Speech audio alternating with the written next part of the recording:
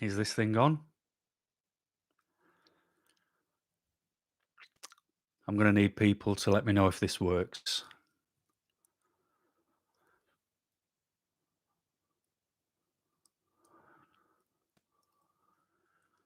I don't know what the delay is on the chat function. Yay. Does that mean you can see me? Can you hear me? I'm very unsure. Yes. Loud and clear. Perfect. I am here, yes. I don't know what the delay is on these things. I've never done it before.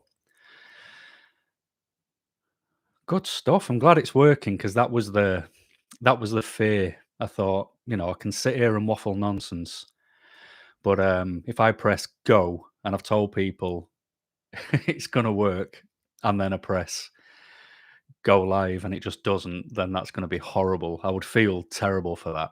I really would. And now all of a sudden my screen wants to get a load of emails on it. Oh. Anyway, I hope you're all doing all right. I know it's been a while since I've been around. I can see some names that I recognise in there as well.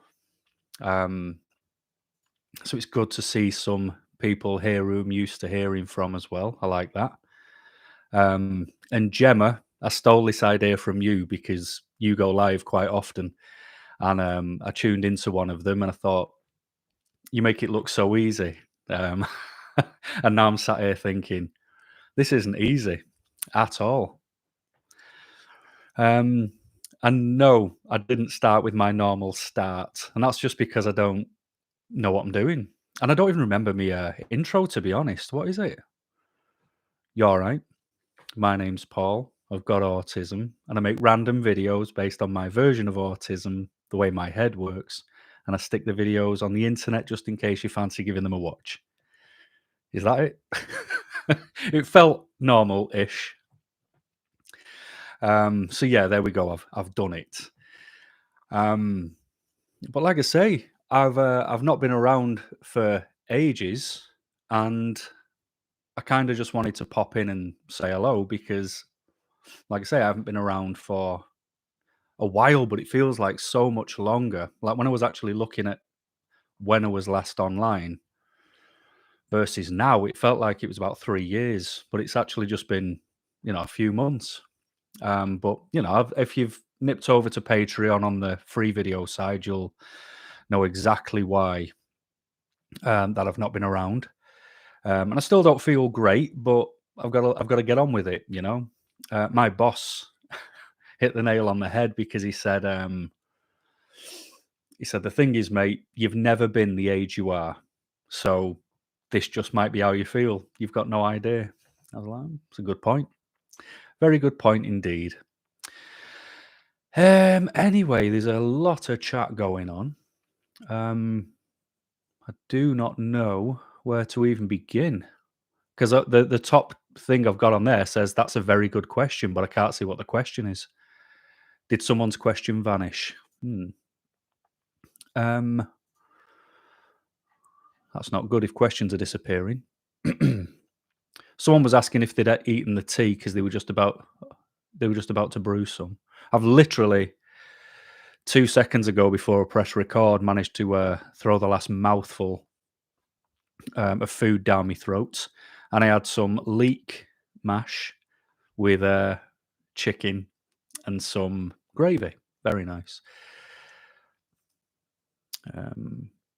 In Yorkshire, tea is our evening meal. It is, and it's the same over on my side. And I was having this debate with someone a while ago about the way we reference our foods. And I'm sorry for going in and out here, there, and everywhere. I've not spoke to anyone today, so I've not got my etiquette right. But you have your breakfast, your lunch, and your dinner everywhere. But people like me, and clearly in Yorkshire, you have your breakfast, your dinner, then your tea. And we justify it by saying that we had dinner ladies at school who used to knock about at lunch. But then we have arguments about bread in England. We're always arguing about what a bread roll is called. Like for me, it's called a barn cake. even though it's not a cake. But it's not crazy like the people in Burnley. They call it a tea cake, and to me, that's got currency.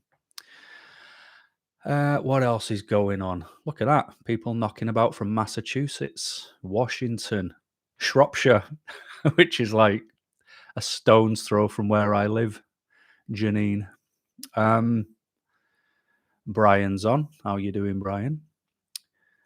Ah, so much stuff. And I'm a terrible reader as well. Da, da, da. I don't usually comment, but you do watch everything. Well, cheers for that. The problem with the comments is I've just lost control of them now.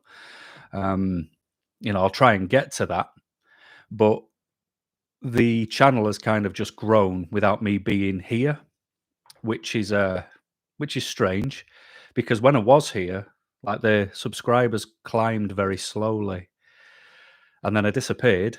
I went away, and it was like someone had left the back door open, and everyone sort of was like, "What's going on over here?" And then they just shown up, and now the subscriber count's gone high. You may be interested to know that you didn't. That high tea sounds posh, and it's actually a staple of the working class meal.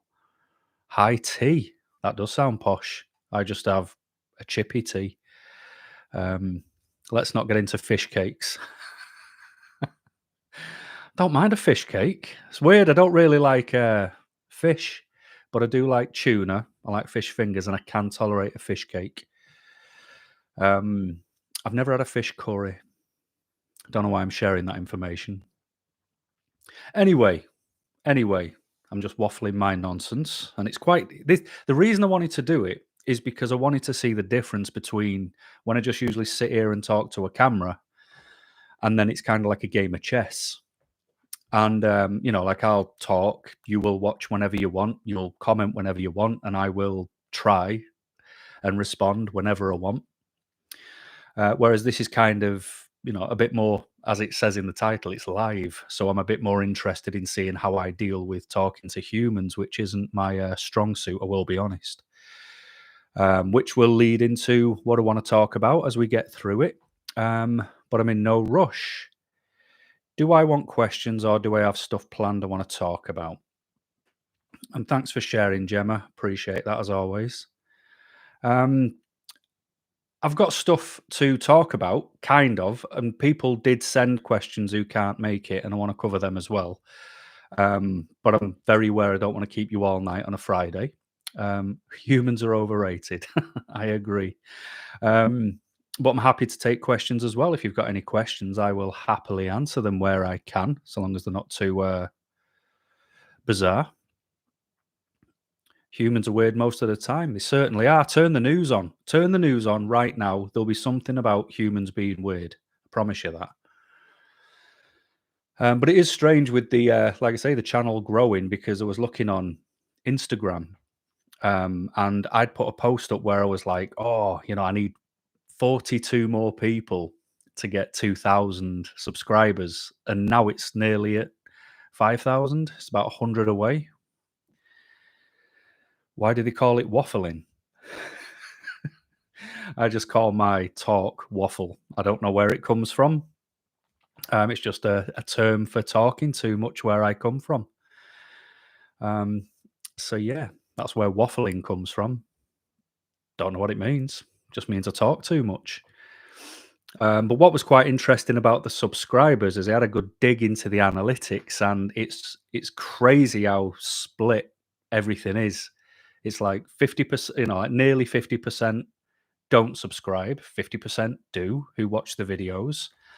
I think it was 51% female. The rest were blokes. The main age range was 45 to 54 who give me a watch. And the United States watch me more than any other country. And that reminds me when someone sent a comment, or put a comment up saying, has anybody got subtitles for this guy? He's not speaking American. Like, All right, it's English, and yes, subtitles do exist, and you can slow me down.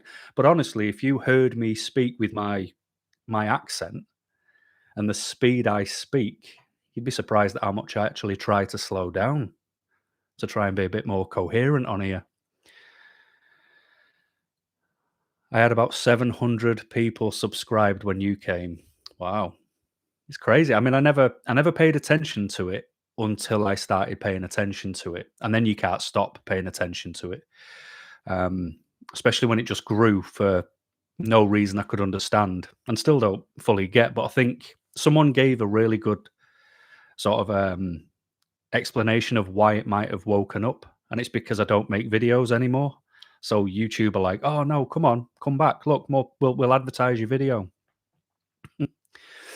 How are the fur babies? They are expensive and very annoying because the cat is getting old and he's putting the weight on. His food stayed the same, but he's getting quite chunky, and he jumped off the side and collapsed under his own weight because he wasn't paying attention, and he's had a bit of a wonky leg ever since.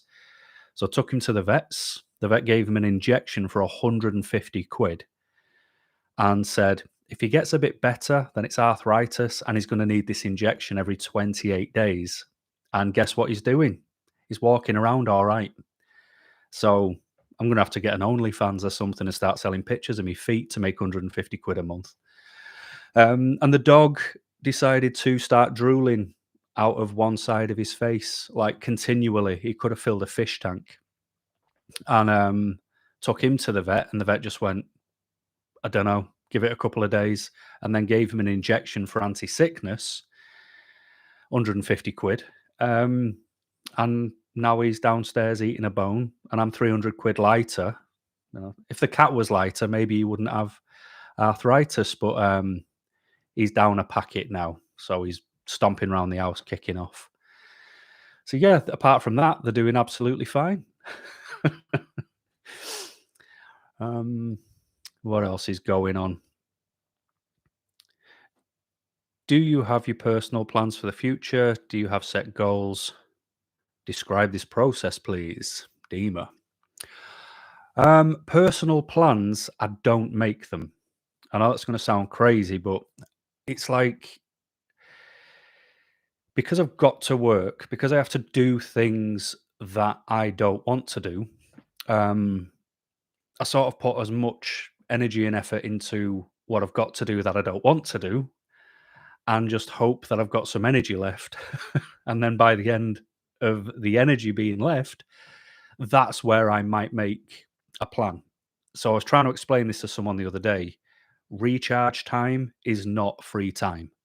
Recharge time is where you've spent and you need that alone time or what you do where you don't partake in things with other people, where you don't go shopping. You literally sit and do the things you need to do to recharge. And once you've recharged enough, that's when your free time is born, where you can decide to do whatever you want. But the problem is, as I get older, I find that I have less of the free time because it takes longer to recharge. But for setting goals, I just try to maintain decent enough mental health along the way. And if I feel myself slipping, what I will always do is revert straight back into setting the smallest um, the smallest achievements. So I will make sure I'm up at a certain time. I'll make sure I've got a coffee for a certain time, finish the dog walk by a certain time, make sure I'm showered to just, get the old steam train working again, try and put some coal on the fire to get me moving. So and I'd try and do all that because all I want is contentment. I just want to be able to, it's Friday night now for me. I just want to be able to this weekend do what I want to do. Not what people want me to do. I don't want to do what society wants me to do. I want to do what I want to do. I want to sit in pajamas. I want to relax. I want to stay warm, listen to some terrible Christmas music just to try and get in a little bit of the spirit, to try and justify all the chocolate that I'm eating around Christmas. But yeah, sorry, that might be a terrible answer, mate, but that's the truth. Drooling is a teeth issue. Yes, it is. I got him properly checked out. The dentist had a proper run through, and George has got no other issue apart from the fact he was just drooling out of one side of his face. He's still eating. Um, Absolutely no problem whatsoever with how he's being. And guess what? The day later, half the drooling had stopped. He doesn't really seem very drooly today. So I just think he was in the mood to cost me quite a bit of money. He probably went out, licked something he shouldn't because he's a dirty tramp, and then had a bit of a reaction from it. But the vet did say to take him back if he didn't improve, and they'd have to put him under to then do a scan to see if there was an issue with teeth. So I agree. Nobody could pay me to have pets. I wish somebody paid me to have pets. You know how expensive they are. Try a glucosamine supplement for the cat. Yes, I will. My mum used to give glucosamine to a dog that we had because he had really bad arthritis, and it certainly wasn't 150 quid every 28 days. So don't you worry, my friend. I will be trying that. Your dog needs allergy meds. $180 a month. Oh, it's horrible, isn't it? So much money. Just got my first puppy. She's awesome. Better than a husband and kids. Fully agree. That's why I don't have a husband and kids. Sorry, I couldn't help a bad joke. Terrible at them. You're out of straws by the end of the day. It's funny that, isn't it? You know, the straw analogy or the spoons analogy. I've never understood the spoons one because I don't need a spoon. You know, I'll just use something else.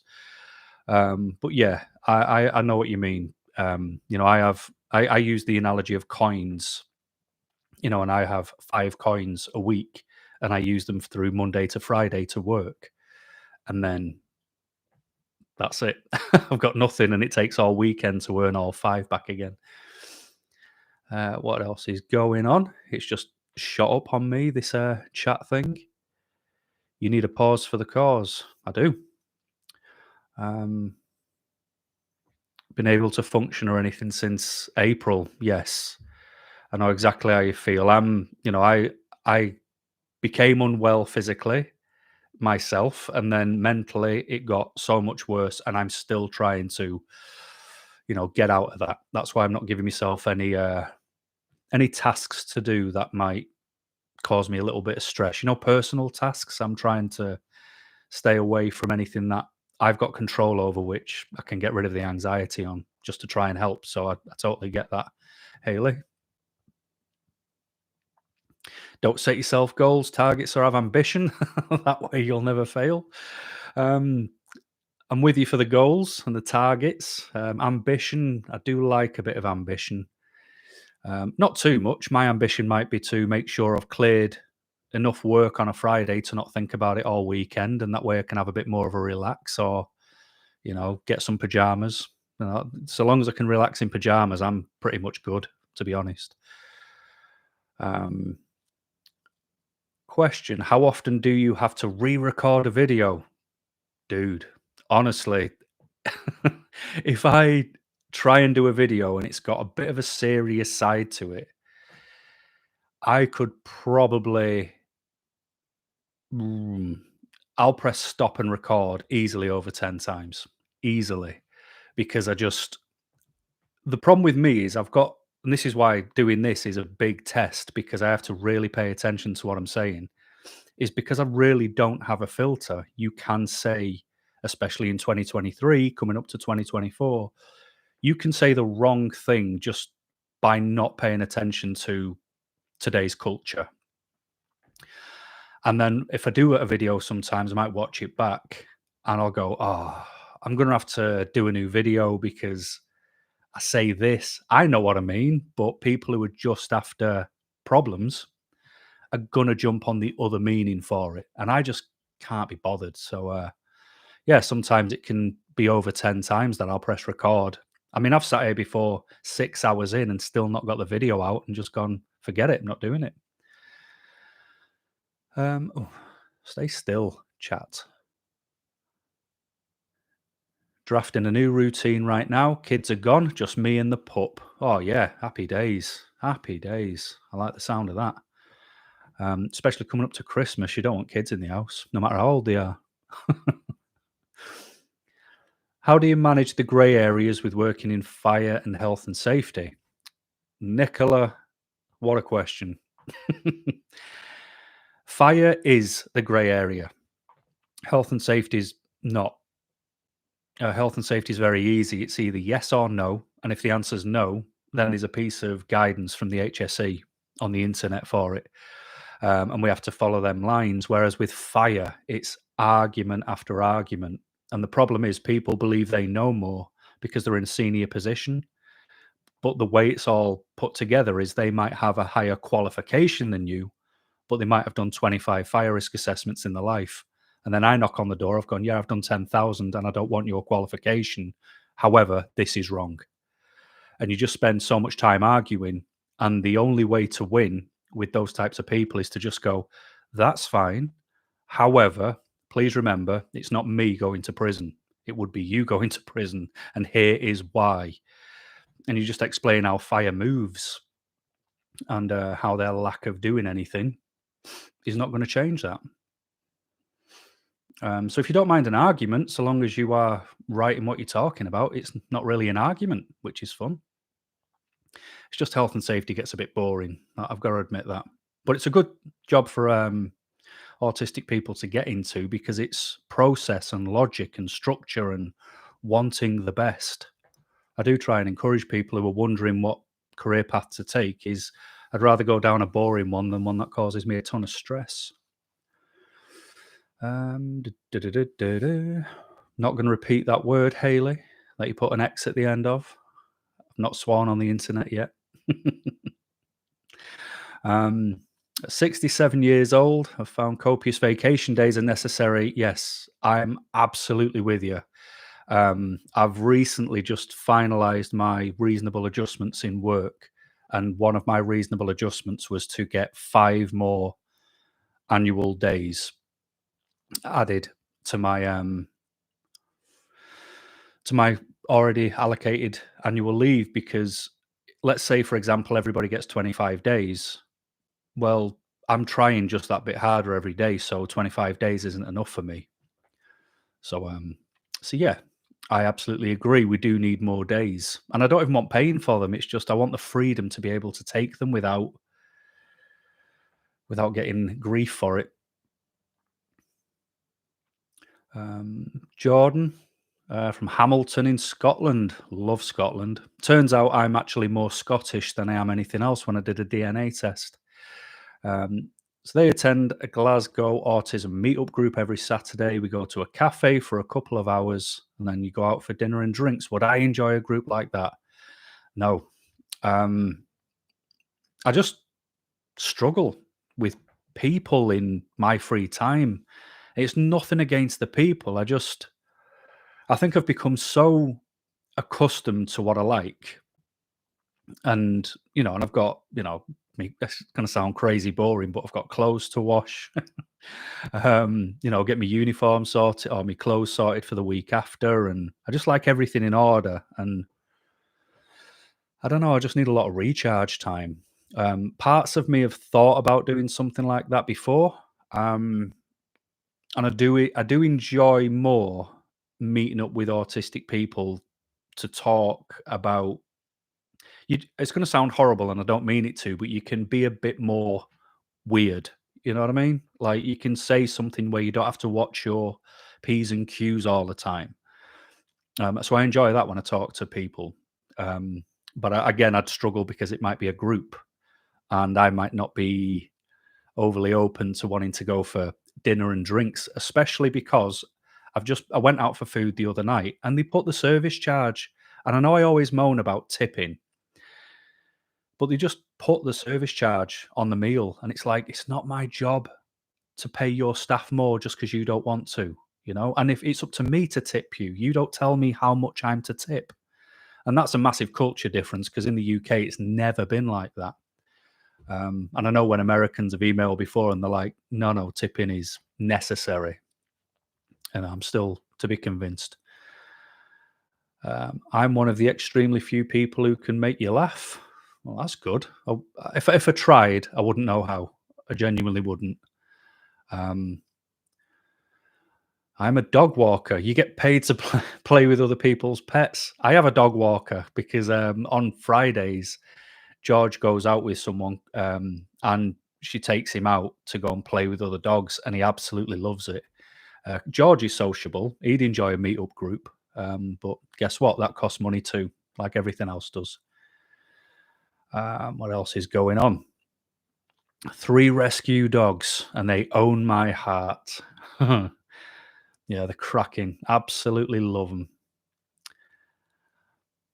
I use forks because at the end of the day, I have no more forks to give. Very good. I like that. Um, any experiences smoking weed or using psychedelics as an autistic person? Not me. No, I was always the square. I was always the person who never wanted to do anything. And it wasn't because of what it is. This might if I sound even weirder, I apologize, but I al- I always feel like I'm not allowed autopilot, so I'm not allowed to just leave the house, go buy bread and milk without considering how I leave the house and go and get bread and milk. And I've always wanted to remain as in control of my thoughts as possible. The only time I haven't, which sounds extremely contradictory, I fully understand that, is if I've had a few beers, which is usually indoors, and I don't really drink much anymore. Um, but I've just never wanted to lose control of my mind, even temporarily, where I don't, because I was drunk when I was younger, when I was still learning about it, and I really didn't take well to that experience. So even if I drink now, I will not get drunk again.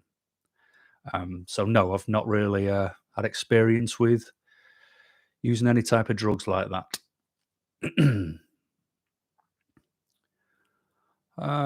Gemma, recovering from being in hospital. I hope you're all right. I did see something about you being in hospital, but I wasn't sure why. But I hope you're doing all right. Brought the bed into the living room for me and my puppy, spending a lot of time in pajamas since it snowed. It's not snowed for me, but I don't know where you are. Iron Fire Horse, which is an awesome name. Um, oh, it's just jumped again. Don't do that. Come on, where was I?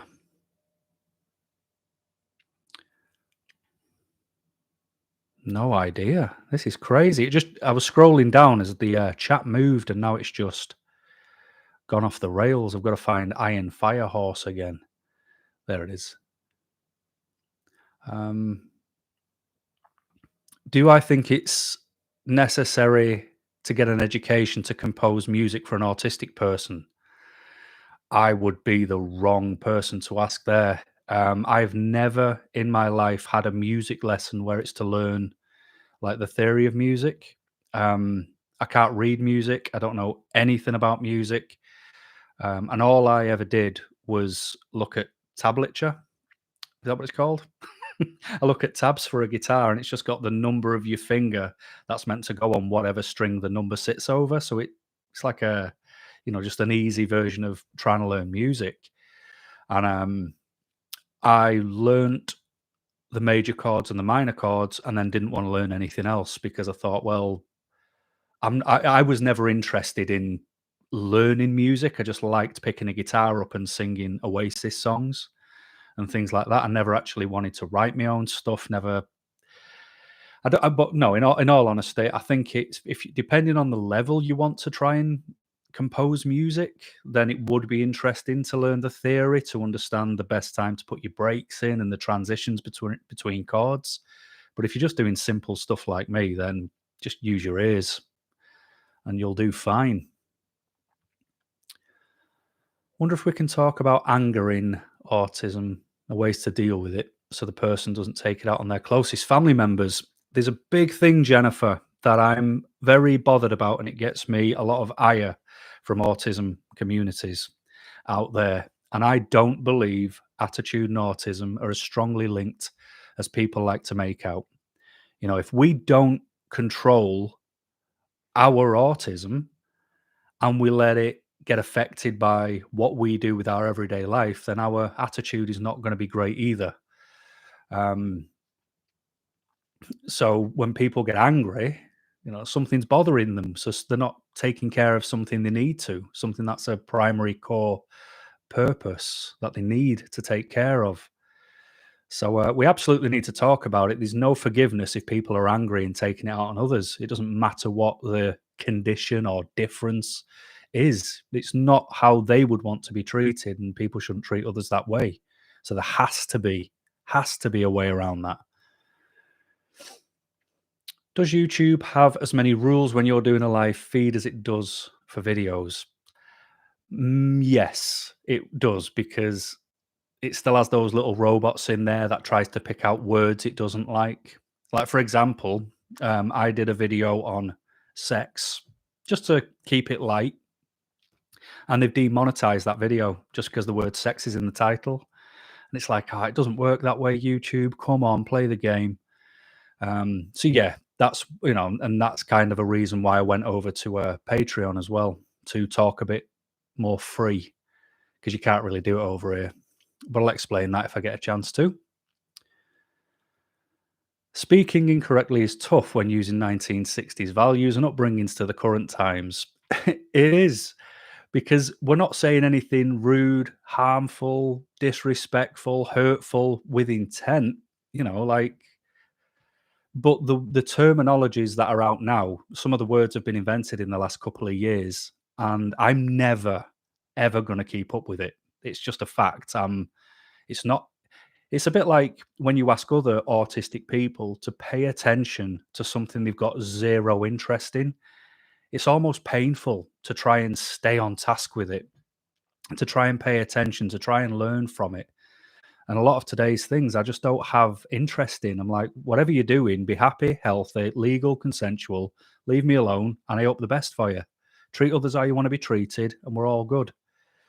I don't know why I have to learn about everything, because no one's learning about autism. So, it's a bit unfair, isn't it?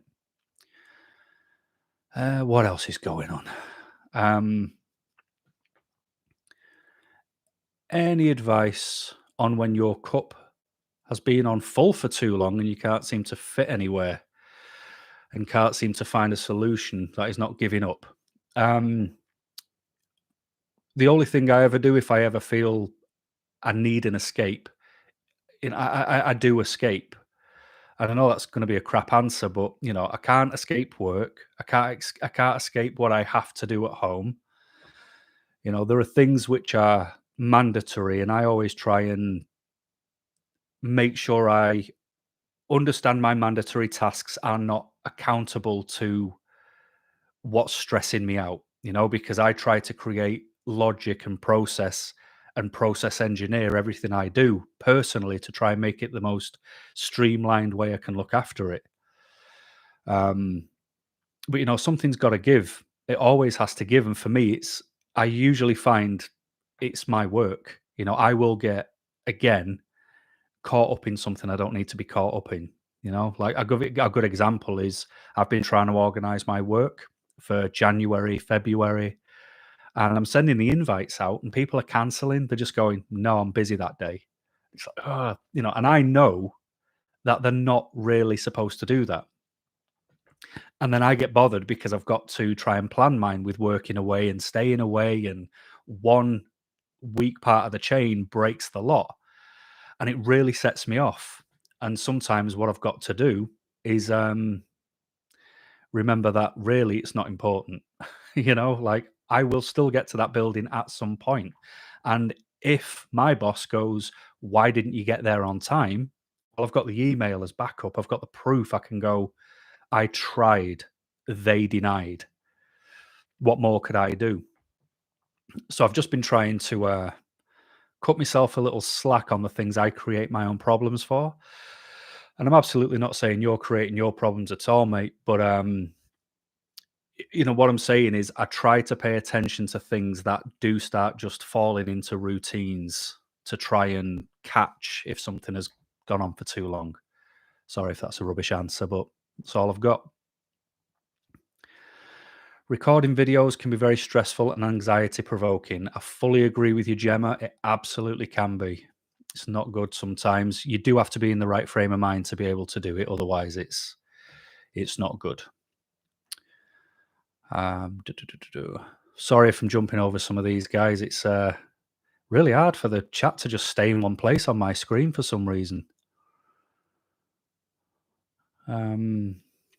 Your brain could not sort out the process without going into a meltdown doing this type of thing.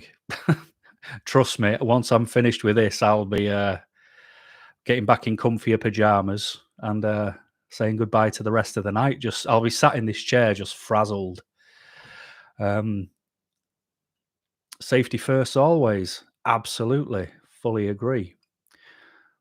When you do health and safety at university, it's not black and white. People are doing experiments. Yeah, and you do have to weigh up the risks. Everything is about risk all the time.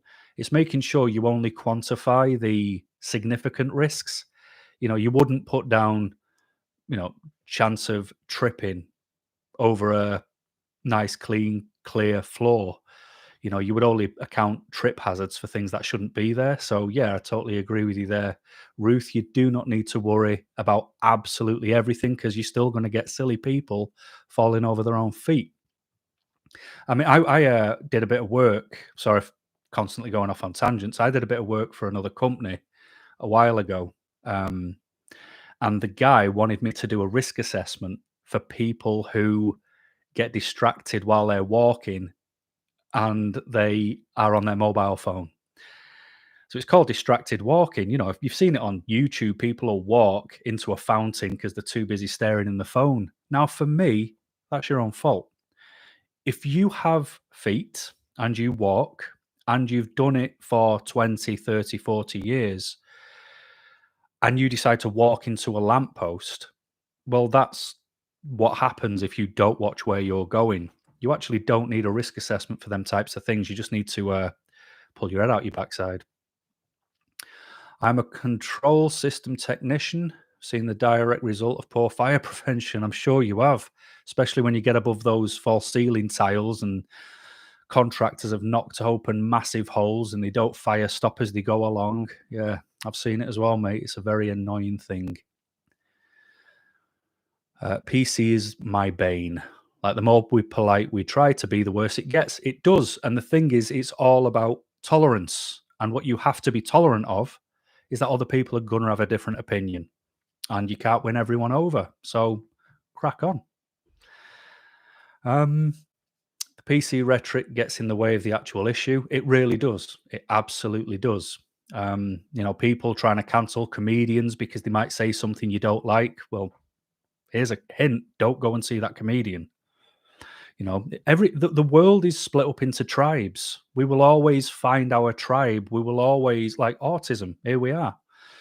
People will gravitate towards comedians that they like, and then what you find in a room who watch a comedian is a bunch of people who like that version of comedy. But the internet's here now, and everybody crosses over into each other's tribes and has issues with what everybody else is doing. If you don't like certain types of comedy, don't go and see edgy comedians. The problem isn't with the comedian, it's with the person who can't take a joke. Do I have mailing address for my channel? I do. It's oldandautistic@gmail.com. I try and remember to put it in the description of every single video. You always thought I seemed Scottish. I am Scottish, all right. Terrible accent, impression. What's crazy is when I did live in Scotland, I worked up there for a couple of years, and I was in a small port, and they hated the English, and I had to learn how to do a Scottish accent just to go in the pub because that was the only place that did food. So I used to go in there and try and do a Scottish accent, and I got all right at it until I had a couple of drinks, and then it just fell to pieces. And then I was just known as that weird guy who tries to do a Scottish impression. I have 100 in the chat. How do you know things like that? I've no idea. I hope there's still 100. Just got stuck in. Oh, Zoe, how are you doing? Rush hour traffic, disgusting. I hate that, especially on a Friday. Why don't they upgrade the infrastructure in this country? Originally from Glasgow, but been in Canada over 50 years of your life. Wow. Safe to say it's a bit of an upgrade on scenery from the heart of Glasgow to Canada, but I feel sorry for you with Trudeau in charge. Watch some of his stuff on the internet. That carbon tax. I'm not going to pretend I know what I'm going on about, but does seem a bit strange, especially with the houses, how expensive they are to live. But it's the same over here now. Not good at all. Where are we going? I hate tipping. People pay what they're worth. Yeah. In the US, the pay for servers is around $2.13. Wow. All right, I can see why they might get tipped. But in England, it's minimum wage at worst. And I think now they don't call it minimum wage. I could be wrong because there is a living wage as well.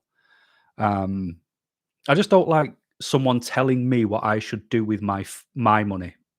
I have a problem with that. Like if you buy off Just Eat and places like that, it'll have a delivery fee and it'll have a service charge. And then they still ask you if you want to tip the driver. It's like, whoa, there's already a delivery fee on it. Give it to the driver. Stop being tight. Don't do well with electronics. My tablet is 12 years old. Wow. I don't know if I'd be able to manage with a 12-year-old tablet. My mum's got a really old one, and she's only got like the original version of Candy Crush on it. You are so fun live. Do it again. All right. I'll do this one first, though. But yeah, I might pop up and do another one. I just wanted to see what this was like. But I do have stuff to talk about. Just you guys are keeping me entertained. 25 days off is huge for most Americans, unless they teach.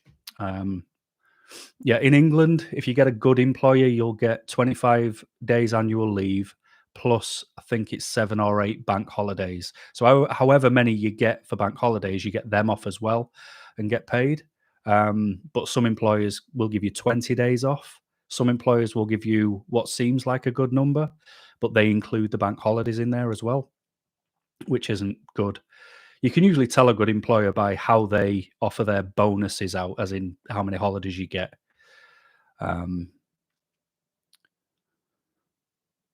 We usually go to Weatherspoons as there's no music. It's pretty cheap. Yeah.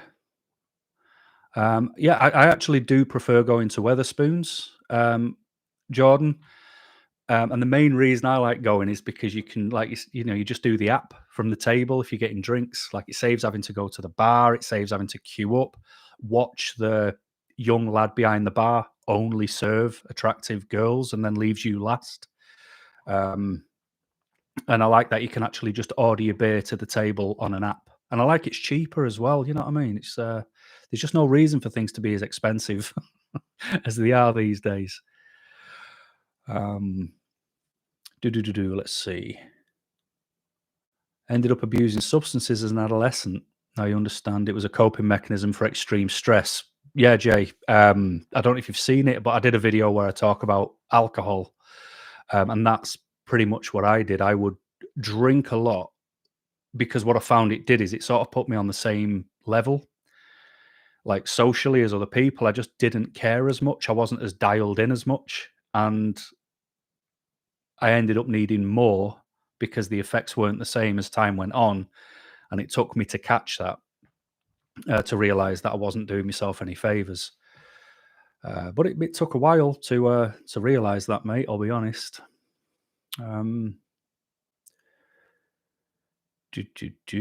Struggle with convincing doctors not prescribing medication. Yeah, I know what you mean there. So with doctors prescribing meds just so you can, like you say, have a clear head. A lot of the medication does have a sedative effect, which is terrible, but then it sort of lets you know, doesn't it, just how strong some of this stuff is. I'll tell you what I did. Grippity Yarn, which is a cool name as well.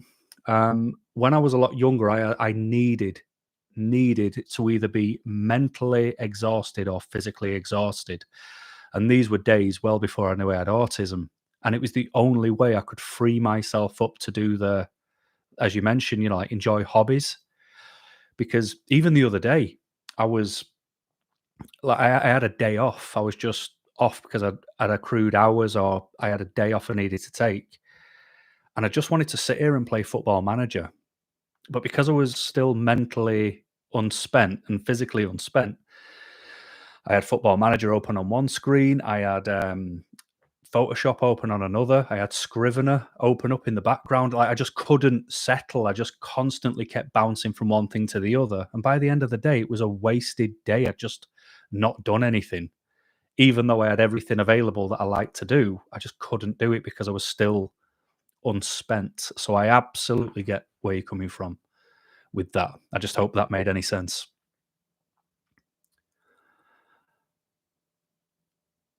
Paul, you have a natural funny in you. Cheers. Um, did I eat it? How did it end up in me? I don't know. As long as I've got a natural funniness, then I'll deal with it. I really like how down to earth you appear to be. I am down to earth. Never mind appearing. You don't get more down to earth than me. Totally feel the same way, not wanting to lose control of your mind. Thanks for doing the live stream. No worries. 2 beers is your limit, C. Clement. Yeah, I'm pretty much the same. Or like it was the works do, it was the works get together last week or the week before. Instantly go to Guinness because I do not get drunk off Guinness. I could drink a bathtub full of Guinness and it just doesn't seem to touch me. So I always drink Guinness when I'm with, what's it called? Company. I don't have company that much. I forgot the word for it. What's going on? Oh, I would say I'm winning, but I don't know if I am. Paul, what do you think about the recent increase of autistic creators being bullied on the platform? Oh, I didn't even know that was happening, Gemma, because I've not been around, have I? Well, saying that, emails because my channel numbers have grown, which I'm very thankful for. Because it's brought some new people, it's also brought some new naysayers, and they will send emails and say, "I don't like you. You shouldn't say that. You should refer to your autism differently," and all that stuff that's just not relevant. But the way I would explain how I deal with it is, who's the weird one? The guy who's just trying to share his brain and see what's going on in it. I'm not asking anyone to follow me. Just I'll go along with my narrative or whatever I talk about. But is it weirder for someone to just talk about what they're thinking when they've never given it words before? Or is it stranger to be someone who doesn't like me, doesn't like what I talk about, finds my email address to send me an email to tell me they don't like me or what I talk about? It's not me. Um, I think the problem with people who try and bully is it stops good people trying to start channels, and there isn't enough good people with autistic channels. There's a lot of people with autistic channels, but too many of them are like a TV show. Too many of them are like, look at me and press this and click this and endorse me for this and tell me how great I am. And they want you to click subscribe before they've told you what they're subscribing to, and it's like you wouldn't buy a car without taking it for a test drive. And I just feel it undersells autism. I think people are trying to push an agenda rather than talk about things that they're figuring out along the way. But that's just me. And I'm allowed my nonsense as well. We're all individuals with individual personality traits. And then we also have autism, and autism does not define all of our traits. Absolutely agree with you there. Absolutely agree. And this is why, again, this is actually quite ironic because in the emails I do get where they tell me, that I'm wrong for calling myself an adult with autism and I should be an autistic adult. What I've found, part of my little research from all the intake of emails where they do complain about stuff like that, is they will tie in their attitude with their autism. They're saying because they're an autistic adult and not an adult with autism, not that it matters, but they sort of attribute everything to their autism, and that is not true. That is not true at all. Otherwise, everything bad you do, you just got to go, oh yeah, that's because of my autism, and that's not fair for other people who are autistic who do pay attention and do make sure they aren't purposely rude to people because they can't get everything they want. Again, just an observation I've made from my side. But it only occurs when people get really bothered about how you address your autism. But it is an individual difference. Your autism is yours. Don't let anyone tell you how to address it. I never would. I just tell you how I address mine.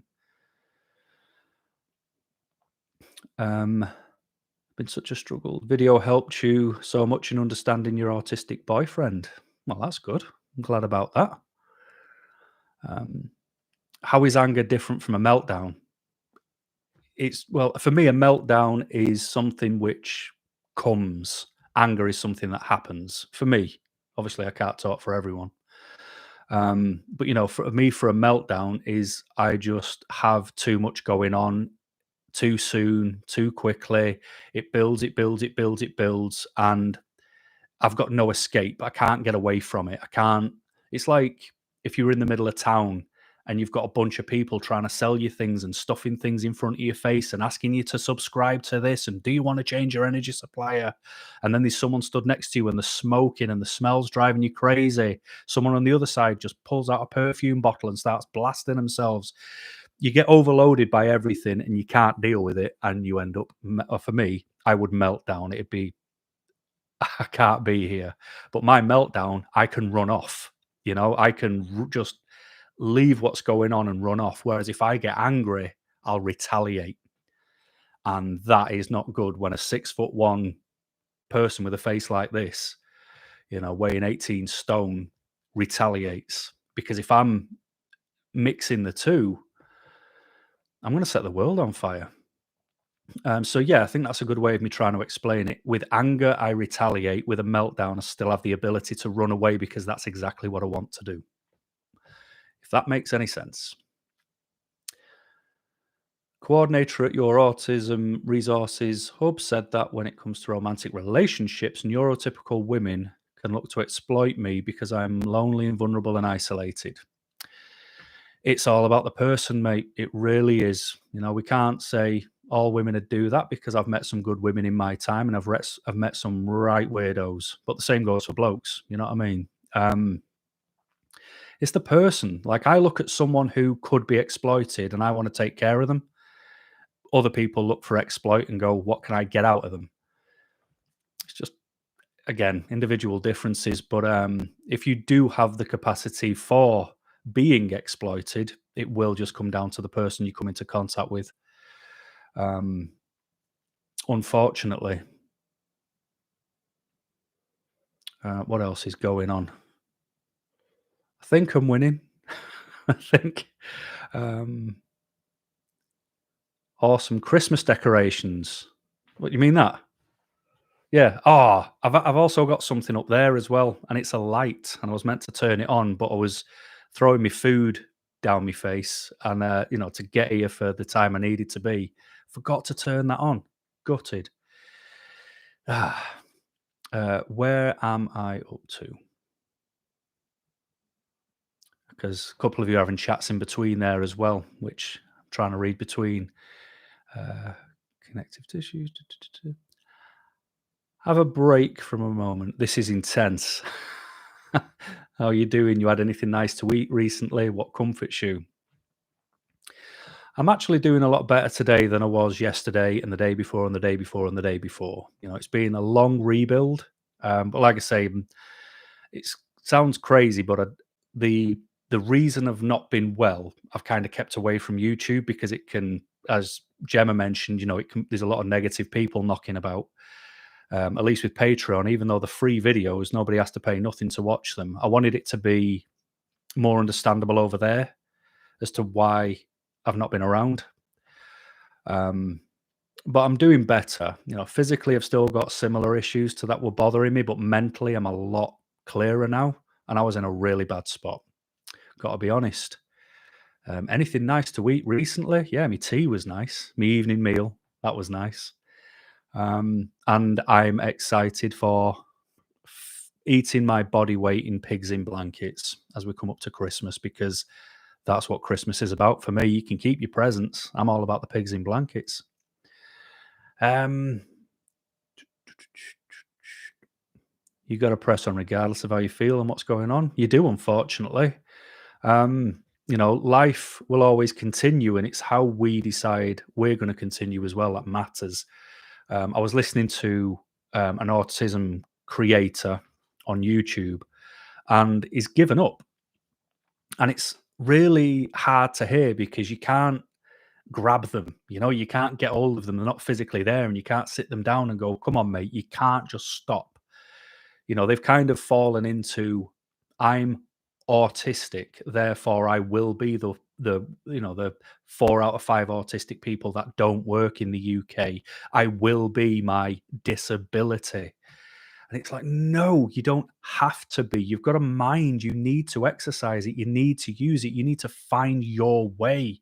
Just because you don't fit into the world, it doesn't mean you shouldn't be a part of the world. And it's horrible to hear that, because it's a waste of a person. The world will never change, but it doesn't mean we can't. And I'm not saying we have to give up who we are, but we do have to meet some people halfway sometimes. And we're allowed to operate on 2 entirely different frequencies and still hear the same things. Again, my opinion. Just love listening to you. Cheers. Got asked to do a risk assessment wearing high heels once. Oh, for wearing high heels. I thought you got asked to do a risk assessment wearing high heels. It's like, that's a bit creepy. Thankfully, nobody's asked me to do a risk assessment wearing high heels. But yeah, you would never need to do a risk assessment for someone wearing high heels. Oh, it's just jumped again. Sorry. Gonna have to unfortunately miss some of these because I've got no idea where it was up to. I'll start from where Brian's telling people he's got ADHD as well. Yes, you do, Brian. And it's all good. Funny enough, if you had told them you were from Yorkshire and not England, you would have gotten a free card as well, isn't it?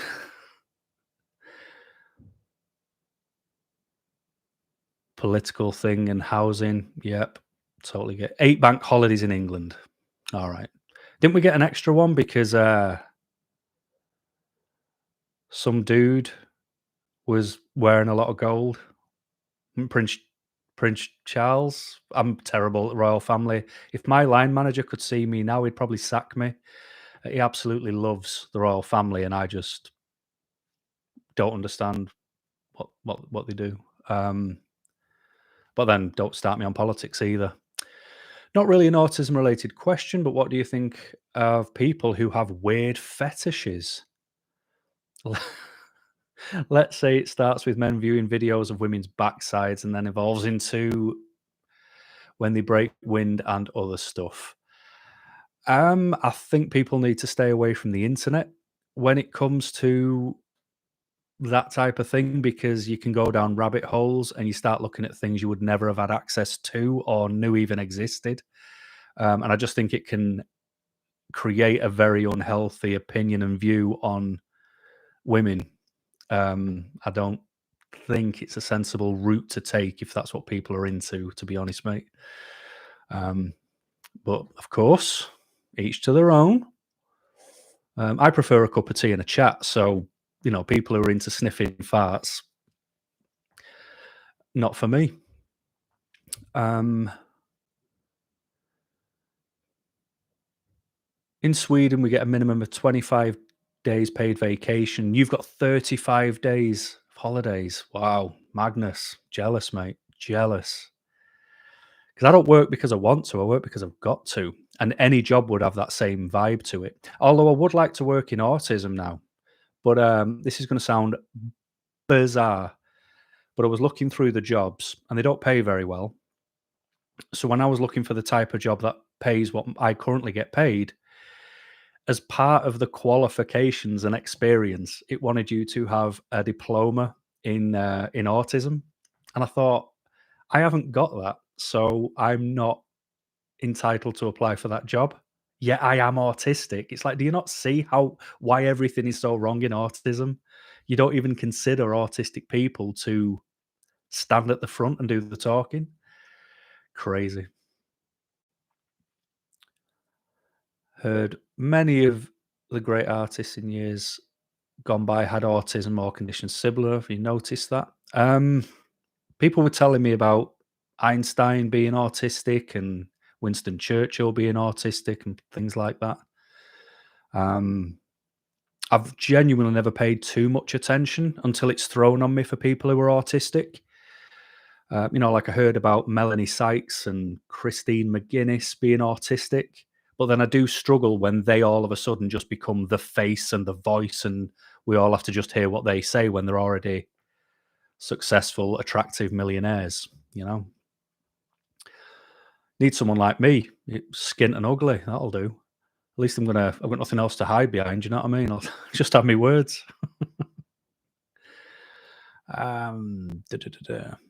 Doctors always want to put you on antidepressants, but all the pills have a bad effect on me. Plus, it's not about depression, it's about being neurodivergent. Like I said, we operate on two different wavelengths. And I think the biggest problem with autism is it's not autism, it's the understanding of autism. And if you were to type in, and I was telling someone this the other day, if you type in the internet, what is autism? All it does is tell you bad things, but those bad things come from comparing us to non-autistic people. And that's absolutely not what they should be doing. A lot of autistic people, as very evidently appears across the internet, have learning difficulties also tied in with their autism, or they have comorbidities tied in with their autism. But not all of us do. I haven't got a registered or recognized learning disability. My IQ is still nice and high, even though I don't know what it's for. But we just operate on different wavelengths. And the problem is, people who get depressed and they get thrown on antidepressants, it doesn't change the world around them. So it's never going to do anything. It's never going to fix anything. The unfortunate key is that we have to learn how to speak somebody else's language and stay dialed in while we do to try and mitigate some of the effects of depression. Because if I was genuinely me outside of the house and getting on with life and I never masked, I'd be depressed, severely depressed, because no one would get it. No one would get me. No one would understand. And it's unfair when I'm not doing anything bad, wrong, rude, disrespectful. It's a hard world to be in. And unfortunately, because it's not our world, we suffer for it, unfortunately. What advice would you give to a young man that is suffering from intrusive thoughts? Let's say he's a nice guy, but he's filled with guilt because of unwanted, aggressive, and sexual thoughts. Got to find a way of getting them out of you, mate. That's the thing. You can't have them, and you can't have them. And that's the problem with intrusive thoughts. And again, intrusive thoughts, I had not the same as you, but I had intrusive thoughts. And that's why I ended up, obviously a long time ago now, but that's why I went to the gym. That's why I just physically burnt myself out, because I could even get a word in my head and it just wouldn't leave. And that word would just repeat over and over and over again, like an earworm. And it would send me, I genuinely used to think I was going mad. Um, so I used to physically burn myself out because when that sort of earworm wanted to come back, I couldn't even pick a cup up, to make a cup of tea. And it was like, oh no, this is, I'm dealing with this now. And I'd always try and give myself something else to deal with. I've gone a bit stale at the minute, like, because I'm not doing things I want to do because my headspace is there and then it isn't, and then it is, and then it isn't. So through work, I've just signed up to do a course. Um, which should take the next 2 or 3 years, because I've got to give my mind something to do, or my mind finds something to do. And when my mind finds something to do, it's never beneficial to me, unfortunately. Again, sorry if that's a crap answer, but I never said I was good at this.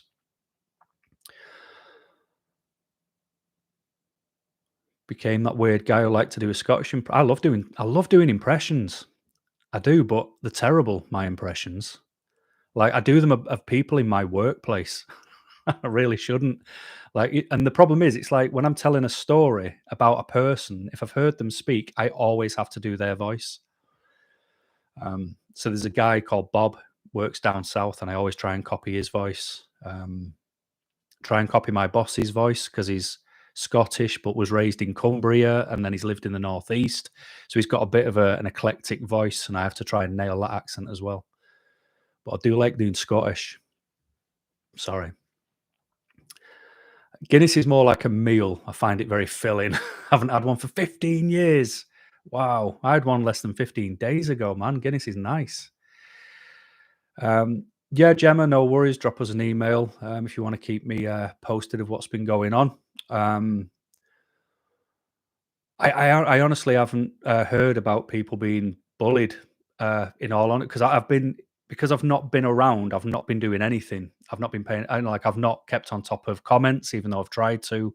Not kept the emails is a mess. I'm very unhappy about how untidy the email folder is. So I genuinely don't know what's been going on about people bullying, but it's a shame that people have to leave, because a lot of these people who bully, they'd never have the gall to say to my face the thing they say in an email. And I know that. Do you know what I mean? Silly people. It's just a reflection on who they are rather than who they're talking to. I do videos, but I'll leave that for Paul. I can't handle the bullies. You know what it is, Victoria? You can not make your, you don't have to give out an email address. You don't have to have comments on. There are ways to protect yourself from silly people like that. Because I encourage everyone, especially older, later diagnosed autistic people, strongly encourage everyone to start a channel because there's too much of a false narrative out there. And the problem is there's too many squeaky wheels getting the attention. And what we're neglecting is autism. We're neglecting autism for autistic people. And we're never going to get anywhere while we focus on these false narratives being pushed. Whereas the more people who speak up and share their stories, the better the more chance we'll get where we need to be. Guinness is also my go-to. Never drunk, but socially acceptable. Big plus. Able to drink it warmer. You drink Guinness warm. Never heard that, my friend. Never heard that. That'll be the thing I'll think about as I go to bed tonight. Picturing you there with a cup of warm Guinness. Definitely favorite person on YouTube. Cheers, dude. Speaking about autism, please don't stop. Well, I'll be honest with you, Neil, I nearly did. As of the 31st of December, I was going to completely lift not everything off YouTube. I was going to keep YouTube here, but I was going to close myself down off the internet because I'd got myself in quite a bad place, all my own doing. And I had no desire to do anything at all. But that's changed. And I promise I will get to that at some point, but I'm having fun reading your stuff because I've never interacted with you before. Do you know of any low-cost therapy for autism spectrum disorder in the UK, Jennifer? Thanks for the Wonga. No, is the answer. But for me, therapy is about relating to someone on your wavelength. I know that's, again, terrible answers, but when I started YouTube, for me, it was genuinely because I found nobody like me. And I just didn't want other people who were like me to still not find anyone either. Because the hardest thing in the world was pressing record that first time. But as time's gone on and I've spoke to people and I've met people and, talked to people via emails and things like that, I found that maybe I wouldn't have done as well as I did if it wasn't for the people I'd met through YouTube as well. So I think better therapies are in the form of other autistic people who are on your wavelength. I do have a plan to start a community. I'll get to that. But no, unfortunately, I don't really think there is because it's really difficult to find therapists who are also autistic who don't charge a fortune. And when I was diagnosed, for an example, I said to the person who diagnosed me, I said, right, all right, you've told me that I'm um, autistic. Now, what do I do? And, who do I speak to? How do I learn about autism? And the guy went, oh, we've got a course. Like tomorrow, it's £150 per person. It was like, no, forget it. And that's why I ended up coming to YouTube. Um, oh, someone's having video trouble. I hope that's not for everyone, but I'm sorry to hear that, dude.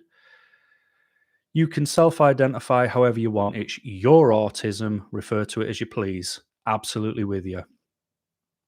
Um,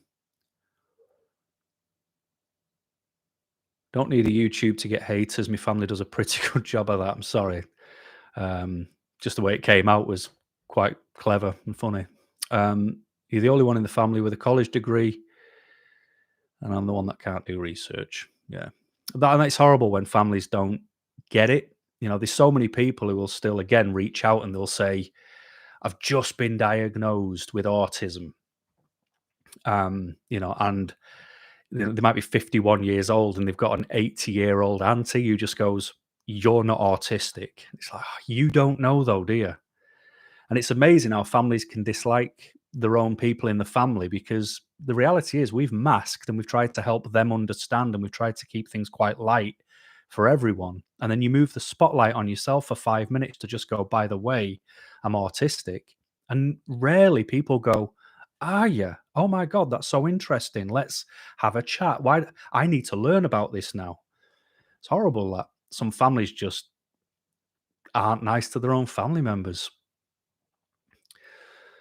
Gemma, very proud of you, Paul. Please continue to inspire the community. Thanks, Gemma. It's very nice of you to say that. My suspicion is that people who blame everything on their autism may have a personality disorder, yes, or some kind rather than autism, because autism is about the truth and personal responsibility to me. I'm with you there, Rhiannon. Yeah, there's a lot of people who, and the problem is they will think that autism is everything that they are and then blame everything on the autism, whereas autistic people know that that just is not the case. Like, are you telling me that my favorite color is because I'm autistic? My music taste is because of autism?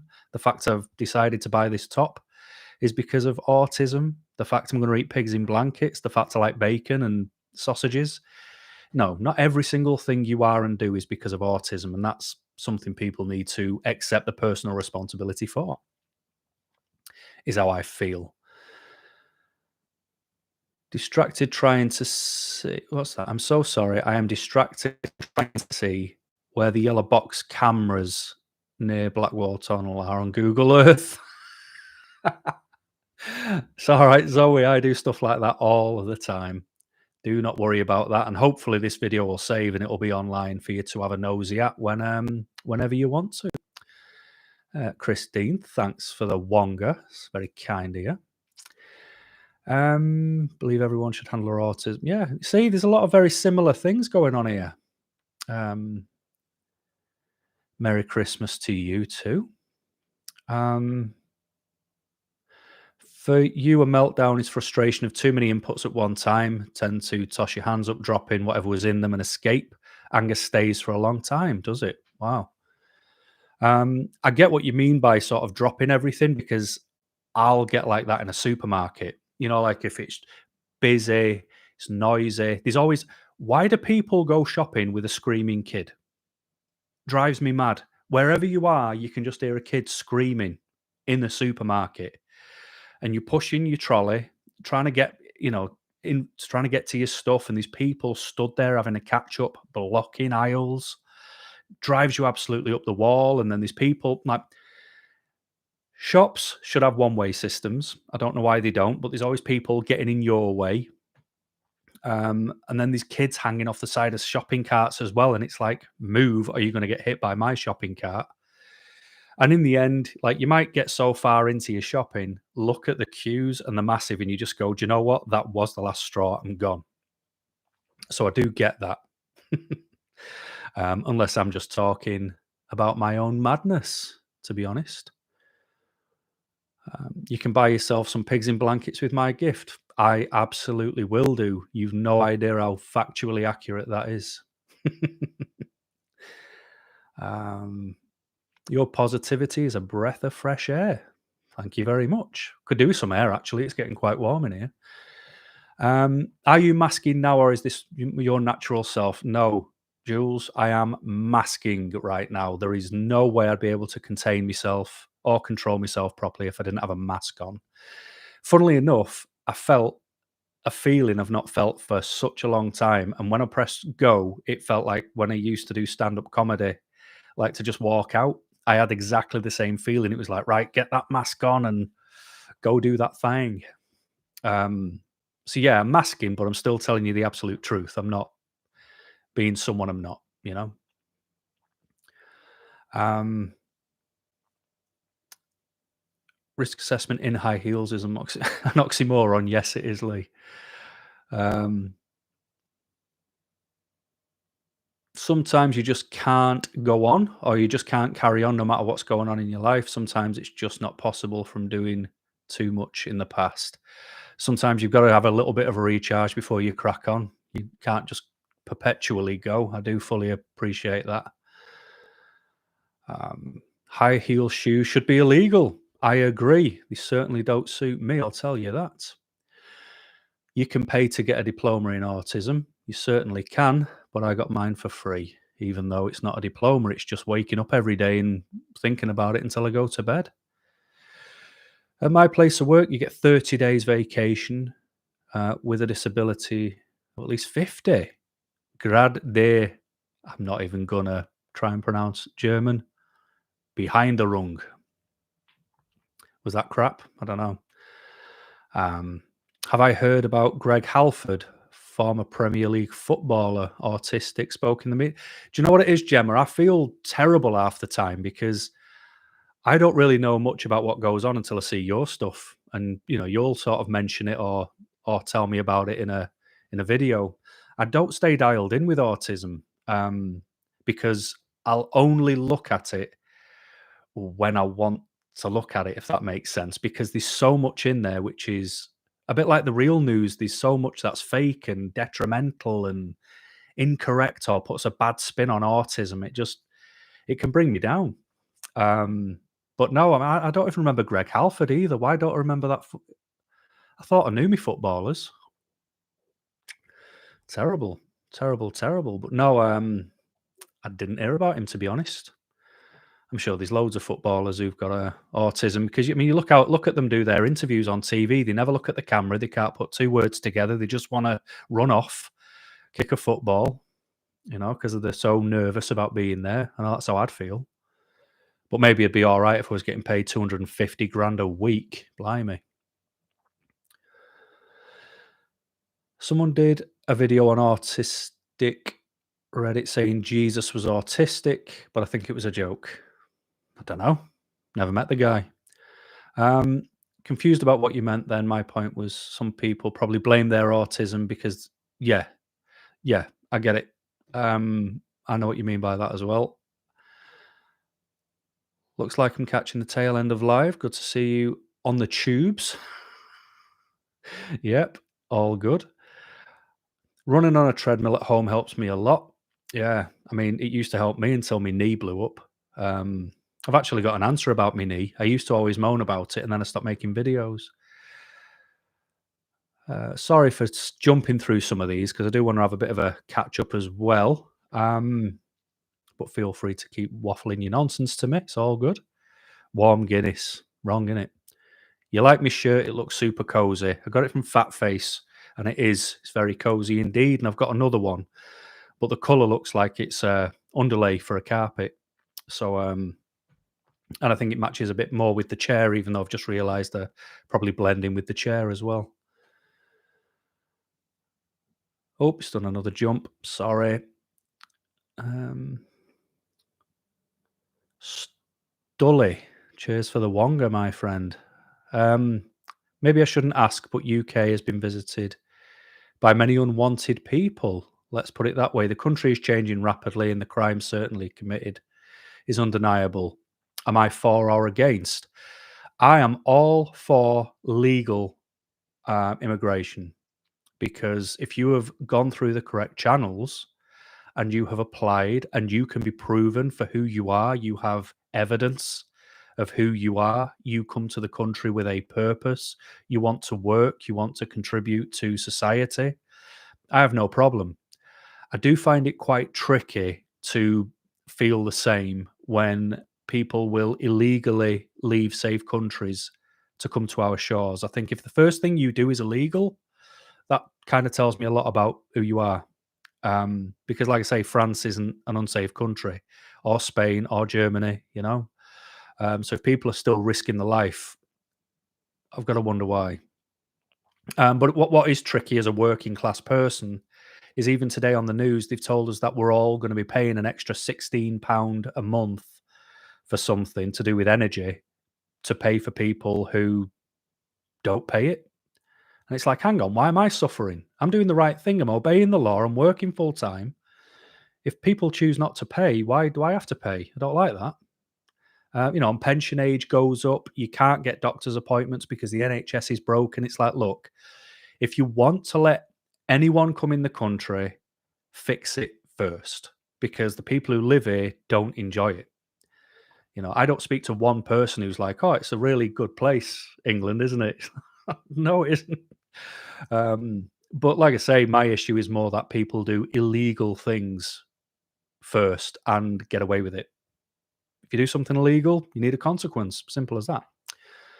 No matter who you are and what you're doing. I'm behaving myself. Are there any recordings of me doing stand-up comedy? There's a couple of them. Thankfully, they're not on the internet because I was quite a dark comic. Maybe one day, if I edit it right, I might show you one. But I've got to be careful because of some of the things I said.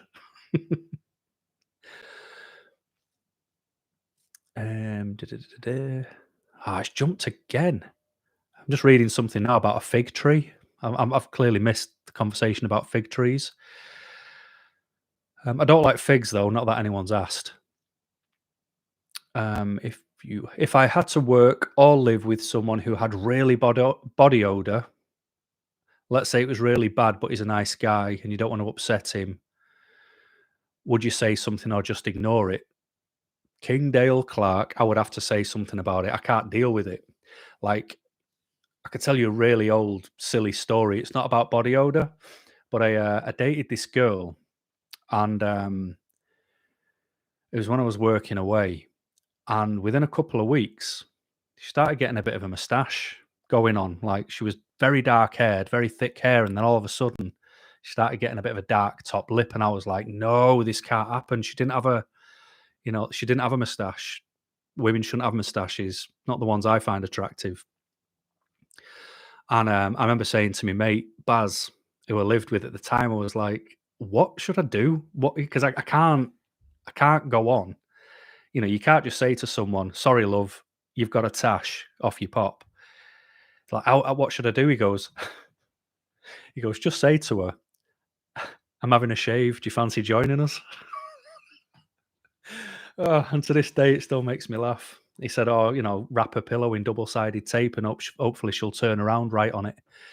But in the end, I just said to her, "I'm sorry, this is going to sound horrible, but," and I just sort of started itching my top lip, and she was like, "I know, I know, I know. I just haven't managed to get anywhere and get some of that magic cream remover." Like, okay. But I had to sort of rip the plaster off because otherwise it would have been me suffering. Because what if she got comfy with a moustache and then grew a beard? Can't be having that. But for you, if I was near someone with body odor, I really smell it, and it's a real bother. So, I used to have a mate come round, and he had a bit of a problem. So what I would always do is I would always grab my deodorant and just spray it under my armpits and go, "Oh, I feel fresh now. Here you go, mate. Have a go." And I just throw it at him as if to say, "We're doing this thing." Because I think if I'd have gone, "Do you want to use my deodorant too?" He'd have been like, "Nah, I'm all right." It's like, no, use my deodorant.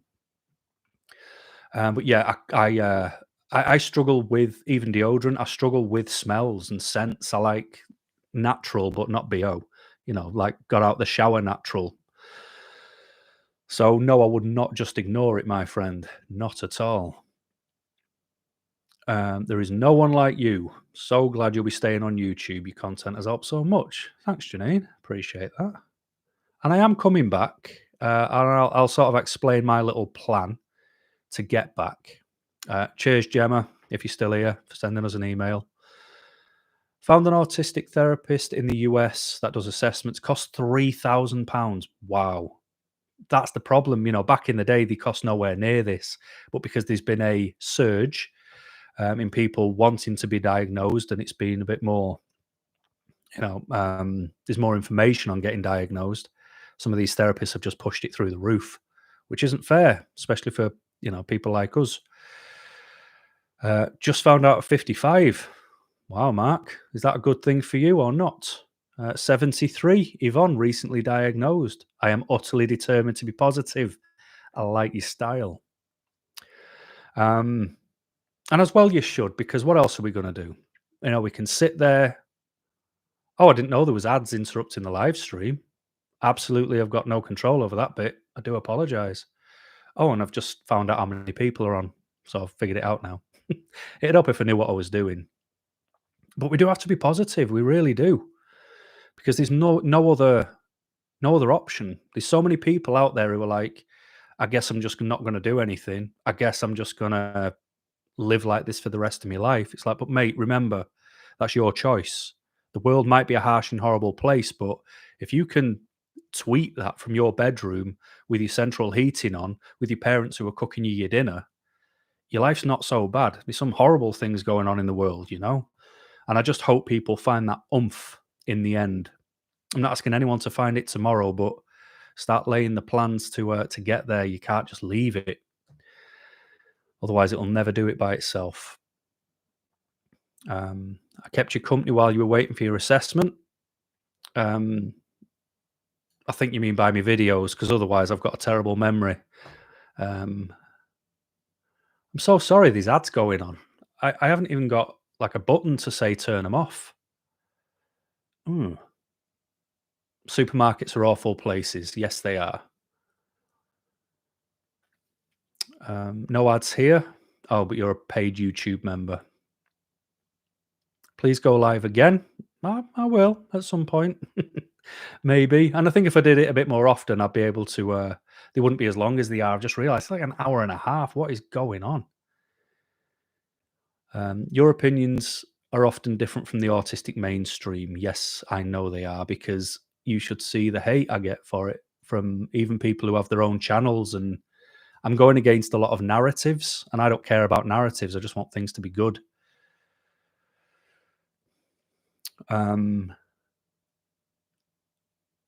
Oh, just seen the same question I had before, so maybe it's just doing its jumping. I'm trying to keep your finger on the mouse to stop it going anywhere. Good to see you. It's very sincere. Wish you all the best for Christmas. You have autism and ADHD. I do wonder whether I should get tested for ADHD at some point. But not just yet. Other things to do. It's not as pressing for me as autism care is, but I do wonder, out of all the other comorbidities that could and does exist, I was sat here trying to do something the other week, and then I found myself in the garden with a tape measure to see where a shed might go. And I was like, that shouldn't just happen. Like, how do I not remember doing this? And I mentioned it to someone, and they went, well, if that's not ADHD, I don't know what is. Okay. But they weren't a doctor either, so. I understand. What's that? Pigs in a blanket are little hot dogs in bready wrap in the US. Is it? Oh no, over here it's you got the little chipolata sausages wrapped in bacon. Well, nice. Love them. Can I put into words how I'm masking right now? Yes, if I will think about it. I am aware that I need to talk, so I'm obviously making a very conscious effort of that. I've got the writing very close to where the camera is, so I can remember the camera's there to look at it every now and again and say hello. I'm trying to remember to pause when I talk and not just absolutely bombard, but I know I'm losing that battle massively. And I have told myself that I've got to stay on for as long as I need to stay on for. Um, Yvonne says, I'm out of order because people do not risk their lives on boats just for the hell of it. Never said they did. Yvonne, I'm saying that they're leaving safe countries to come here because they're sold a very false promise on what the UK offers. Um, and I just don't think when there is legal routes to enter the country, that illegal routes should be allowed to be considered. That's all I'm saying. And we're all allowed our opinions. What else is going on? Waiting 10 months to finish your diagnosis. Why does it take so long to diagnose? It just needs you to sit in a room to go and have a proper chat. I was talking to someone about the diagnosis process a while ago, and the person in the diagnosis had this person doing a load of different types of tests, and then they also wanted their parents there to explain. And this person's in the 30s, and I just thought, why can't this person sit with this self-aware adult to talk about why they believe they could be autistic and what could have actually gone wrong at certain points in their life where they could think, actually, that's a bit of an issue. This might lead me down an autism path. Why do they constantly try and find these really weird, fangled ways to just go, they just need to sit them down and have a chat. Have a chat, ask them how things are, and they'll find that the person's autistic or not. I've sat with people who are autistic, and within 10 minutes, I know they're autistic. In some cases, 10 seconds. How can anyone hate you? You're the most plain talking and honest Carl Pilkington-esque individual ever. You've no idea how many times people say I remind them of Carl Pilkington. But when I watch Carl, I don't find him funny. I just think he's absolutely nailed on and right. I wonder if he's ever seen me. Just off to work. Oh, just got off work. All right, Marie. No worries. All right. Who is my favorite YouTube creator? That's a good question. I like watching Gemma's stuff because Gemma's having a dinner. Because Gemma just says it as it is and tries to give a few perspectives on the same sort of topic that she's picking on. I like that. And I'm not being offensive when I say this, Gemma, but I like how no frills it is. It's not the TV show. And I like that. I like people who just talk openly with a suggestion of where they come from with their mindset. So Gemma's Journey Grace, I like.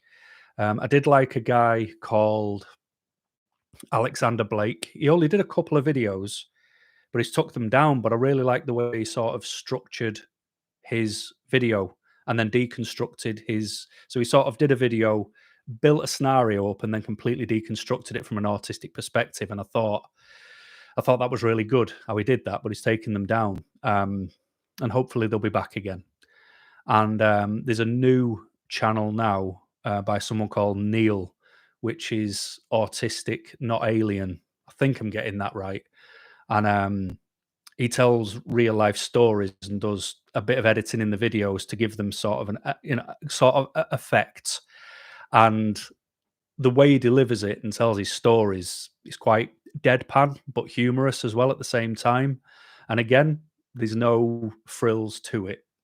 So yeah, I like Gemma's channel. I like Alex when he puts his videos on, and the new channel from Neil. So I would look at Gemma's Journey Grace. I would look at Alex Blake if he bangs them back on, and I'd look at Autistic, Not Alien from Neil Lawrenson, if that helps.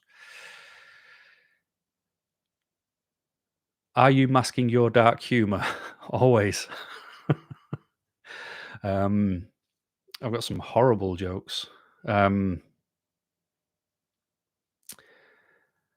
Anyway, I'll just have a quick chat because I'm very conscious of how long I've been online, and I can't imagine it'll be going over too well for this amount of time. I'm longer than films on Netflix at the minute. And I even had a bunch of questions that people had emailed, and I'm just never going to get around to them, am I? But like I said, the reason I've not been around is because I became unwell physically. And I became much more unwell mentally, which I'm still trying to dig myself out of. I'm doing a hell of a lot better than I was.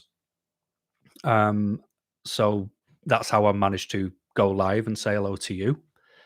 Um, just for the humorous side of things, I always moaned about my knee. And I found out that my meniscus was torn. I've been to see a surgeon and I don't have a meniscus. It blew up. And I've got to have an operation probably September in 2024, called a high tibial osteotomy, where they stick a metal plate in your leg and try and bend your knee another way because it's knackered. Can someone put the names of the YouTube channels he was just talking about?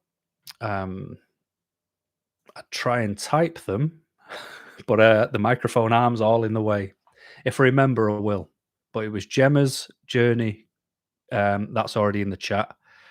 Alexander Blake and Autistic, Not Alien. And I hope I'm remembering that right, because I'd like him to do well. So yeah, got to have this operation. It also turns out, cheers, Rhiannon. It also turns out that I've got arthritis of a 67-year-old in my right knee, as well as missing meniscus. And the reason it clicks, cracks, pops, and all that is because what's remaining of the meniscus just flopping about is causing all these issues. So I've got to have an operation to prolong what's left of my knee before I've got to have a knee replacement, because he doesn't want to do it at my age because I'm still too young, apparently. Christmas is coming up, of course. As you can tell, I've got tinsel on my lights. And what I've decided to do this year is I usually try and take like the holiday days off, between Christmas and New Year. I usually try and take those days off. And I've just decided over last year and this year to pack that in because it's quiet at work. It's a waste of holidays. I'd rather work than have to go anywhere or see anyone. So it's a good excuse. So what I've decided to do for the first time ever is take the first week in January off. And I've never done that before because I've always been petrified, because it's like, no, that my holidays start in January all the way to December. I really, really, really don't want to use holidays that soon, because I've always been really scared of needing them and not being able to take them. But I've given in this year and I've gone, no. When everybody goes back to work, I've paid attention, and that's when I'm the most stressed, because everyone's doing the Happy New Year, and I hate that because it's just so expected and so obvious. And then it gets so far through January and people are going, Happy New Year. Is it too late to say that? And you're having the same conversations every year. It drives me mad. So I thought, if I can just miss the first week, I can hopefully miss the things that stress me out. Zoe's thought me tinsel was my new fancy scarf. It is, actually. It's my feather boa, my silver feather boa. I'm just pretending that it's tinsel for the light. But the second this is off, it'll be back on. I'll be prancing around the house in high heels to do a risk assessment on. But I do have a plan moving forward. What's that? Minor question. Is that a Washburn hanging on your? No, mate, it's not. I wish it was. What can I see over there? That is a Paul Reed Smith Angelus guitar, my favourite. I've got a couple more that are just out of the shot as well, around the corner. But yeah, I've got plans because, like I say, I was going to come off the internet and pack all this nonsense in that I waffle about. But it was the depression talking. And instead, I've kind of come back with a bit of, oh, there's like 100 and Alexander Blake's. Well, he's not making them anymore, but I know his thumbnail is just his head. And there he is with his dark, messy hair and a beard. That style where it's messy. I'm not saying he's a messy person. But yeah, I've kind of come back to autism with a bit of a vengeance. I am a bit of an antagonistic person, I must admit. So when people, I've obviously had a go at autism communities because it's not a community if you have to obey the rules and do everything that they want you to do. That's not a community, that's a cult. So I've always said, they're not very useful. They're good for a bit of information every now and again, but they're not useful to stay dialed into. And I've had a lot of sarcastic sort of emails going, well, if you think you can do better, start your own community. So I'm gonna, bad news for everyone. It is going to be on Patreon. But what I'm doing with Patreon is I'm completely restructuring it. So it'll have the free tier, it'll have a tier for £1, which is just what I've always referred to as the tip of the hat to say, cheers, Paul, I like that video, I'll stick £1 on. But then I'm going to open it up at £2, £2. For those of you who don't know what a quid is. And I'm going to open it up after Christmas, after New Year. So there's like a shared group chat thing that's in there, apparently. So I'm going to open it up. And the rules will be as follows. Just be respectful. Don't expect anyone to follow your narrative. Don't tell people to hate companies just because you don't like them. Basically, all the rules that are everywhere, I'm just going to kind of sidetrack them and say, just be respectful. Speak to people how you want to be spoken to, and jobs are good. So I'm planning on doing that, and then I'm just going to cap it at £5 for any of the media that I ever decide to bang up there, because I'm getting out of the whole promising things for certain times, because that causes me an anxiety and a stress which I just need to lose, and it also allows me to be a bit silly and a bit creative. I'll make anything random and just throw it on there. So that's what Patreon's going to do. And then for YouTube, I want to start doing interviews. This is why I've done this, because it's kind of bridging the gap. Because obviously the videos where I just put them up and they do the thing isn't live. So I do want to do videos. I do want to do interviews, and I want to interview late diagnosed autistic people. I've got about 5 people absolutely nailed on and down for it. I've had a few who are interested in doing it as well. But the reason I want to do it is I don't just want to sit here with all other autism creators and talk about the same thing and pat ourselves on the back. I'm not down for that. What I want to talk about with late diagnosed autistic people is what your life was like before you were diagnosed. What was your family life like? Were you, like somebody mentioned before, like not having a great relationship with the family? Is that what you were like? Is that what, was school hard? What about bullies, or did you actually have a really good run? Was everything all right? And then I do another video which talks about what it was like going through the autism diagnosis, because a lot of people who reach out will tell me quite a sad or bad story of where it came from and why they ultimately ended up in front of a doctor where the doctor said, have you ever considered you might be autistic? And then I want to do a final video to talk about what their life is now like after diagnosis. Did they change anything? Did their family ostracize them? What's going on? Is it good? Is it bad? But the whole reason I want to do it is because autistic adults don't get a spotlight put on them, especially people like me. If I go to the doctor and say I'm really struggling, they don't care about the autism. They just go, have some antidepressants and get out. We don't get any spotlight put on us. So I want to put one on us. I want to show that we exist. I want to share real stories. And I don't want this to sound horrible, but if they're traumatic, that's just the way it is. Because I want people to hear real people's stories. I want them to be out there. And even if one person watches it and goes, that was really useful, then it's done. But it's more for public record to just go, hello, we exist. No, it's not easy. The way people are pushing narratives that are not useful really don't help people like us. I just want to do something that matters. And I don't care if I have to fight everybody alone to do this. You know what I mean? Like, I'm saying, no, I'm sick of this. Stop experimenting on mice. Mice aren't autistic. And even if they were, autism for us is about humans and human interaction and human and societal norms and expectations. Stop poking a mouse in a shoebox thinking you're making a difference. We've got a voice that no one cares about. I do care about it, so I want to do some interviews. There's going to be some rules to them, of course, but if you're interested, drop me an email at oldandautistic@gmail.com, and I will send you, when I'm ready to do them, the sort of booklet that's going to go with it to tell you the qualifying criteria, to give you a few warnings about the horrible nature of the internet. But I'm fired up for it. I really want to get it done. Obviously not tomorrow, but I want to get them done. I do want to get them out there. And so what I'll need from people is a commitment of 3 between 30 minutes and an hour videos where they're going to talk about the truth. I want to see your face, so we'll have to do it via a webcam.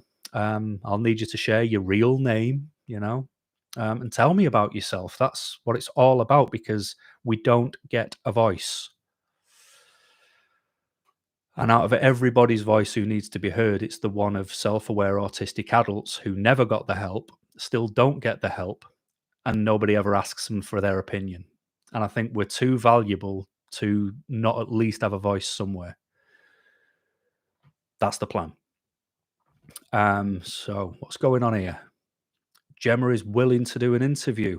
Book her in now. I think you've got an agent there, Gemma. Ruth. Oh, Ruth would do an interview after I read a book. All right, send me a book then. I'm also going to do a few interviews which are unrelated to what I'm doing as well, because I do want to talk to more people. I want to figure it out, and I've also got the underlying plan of basically showing that what bothers me might bother someone else, and that someone else might not look like me or be my age or whatever, but we'll still have very similar traits in a way, or the way we deal with it, or how we deal with burnout and meltdown. And I want to do that and talk about that to basically stick a proverbial middle finger in the air and just say, look, while everybody is fighting over the mundane, irrelevant things that just clash with personal opinion, no one's paying attention to how we can get more autistic people in employment so they can feel safe to do their job. We're too much of a valuable resource to not be doing something valuable in society, and I want us to have a safe space. We live on this earth too. The only reason we mask is because of the way we'll get treated. It's as simple as that. I'm resentful of that a little bit. And I just want to start doing something which is a bit outside of my own wheelhouse, because if I don't try new things, I'll never know what I can and can't do. So who said autistic people can't have flexibility in thought? But that's the plan anyway. Someone there, self-diagnosed, would love to contribute. Well, that's actually more for the next season of it. So in my head, I want to do it with people who've been diagnosed professionally. And then I also want to do it with people who came to a realization and self-diagnosed at whatever age and what caused it. So it'll be almost the same design, but with people who are self-diagnosed. So yeah, there's loads of ideas, loads of plans, and I'm also willing to take on ideas and plans that are around a similar topic as well. I've just reached this point where it's a bit like I was saying to Gemma before. I stay away from a lot to do with autism, because when I get to it, it just winds me up, because there's too many things that are irrelevant. And I've used the analogy before when I've done videos. The things people are arguing over, it's like trying to decide how many candles to put on the birthday cake or what color frosting we're going to use. But I'm still stood at the back going, we've not even made the cake. It's like, let's take care of the fundamentals. And when they've been built, then we can take care of the nice to haves. But we've still got a lot of primary work that needs to be done. And the problem is, people who are not autistic are taking the full lead on it because they're just letting us have our infighting over silly things that don't matter. It really bothers me. Really does. But yeah, no worries. Like I say, if that's something you want to do and you're self-diagnosed, like I say, reach out to the email address. I will pop you in a folder, like I'm popping other people in folders. And Yeah, job's a good one. Um, I'm wondering whether I should go through a couple of the questions as like a bit of a quick fire thing before I shoot off, because I can't go more than 2 hours, surely. Um, but somebody did ask about accommodation and renting options, and they said they had a yearning to live more rurally, and what would be my views on looking to live with another autistic mature male to share a property. I think it's a great idea because you get to share your bills and things like that. But I'd be, I think it'd have to be a very strict process if you were going to share to live with somebody, because are they going to have people over? That'd drive me crazy. Um, even if they're nice people, like how often are they going to be there? Um, and I think that's what I'd do. I wouldn't just, I'd put an ad out, but it'd be more of a, we're going to have to get to know each other as people well before we decide to rent together. Because what if that person does something very unusual that just drives you crazy? I wouldn't be too fond of that. Um, but I don't see why you wouldn't share a place. And as they actually said in their email, you get to live separately, but you get to share your bills. Why would you not do that? Because you turn your bedrooms kind of like into studios, I suppose, wouldn't you? But yeah, I would need to get to know somebody. I'd need to make sure we were aligned on the absolute primaries, So, like, let's write down our list of all the things we definitely will not budge on that we need to talk about, see if there's a compromise to be made. But yeah, I don't see why you have to live alone if you have, and like I couldn't open that door and see Tim walking past in his underpants. I don't want to see Tim in his underpants. It's not happening. So I couldn't do it, but I don't see why, if you agree that dressing gowns are worn, that it couldn't be done. Um, would I have a vacation to the US? Probably not. I would if I was a millionaire, because I'd need a lot of time to calm down. It's a very, it's a long flight. I struggle going to Spain. I can only just do that, and then I get off the plane, and I'm like, I've got to get out of this airport.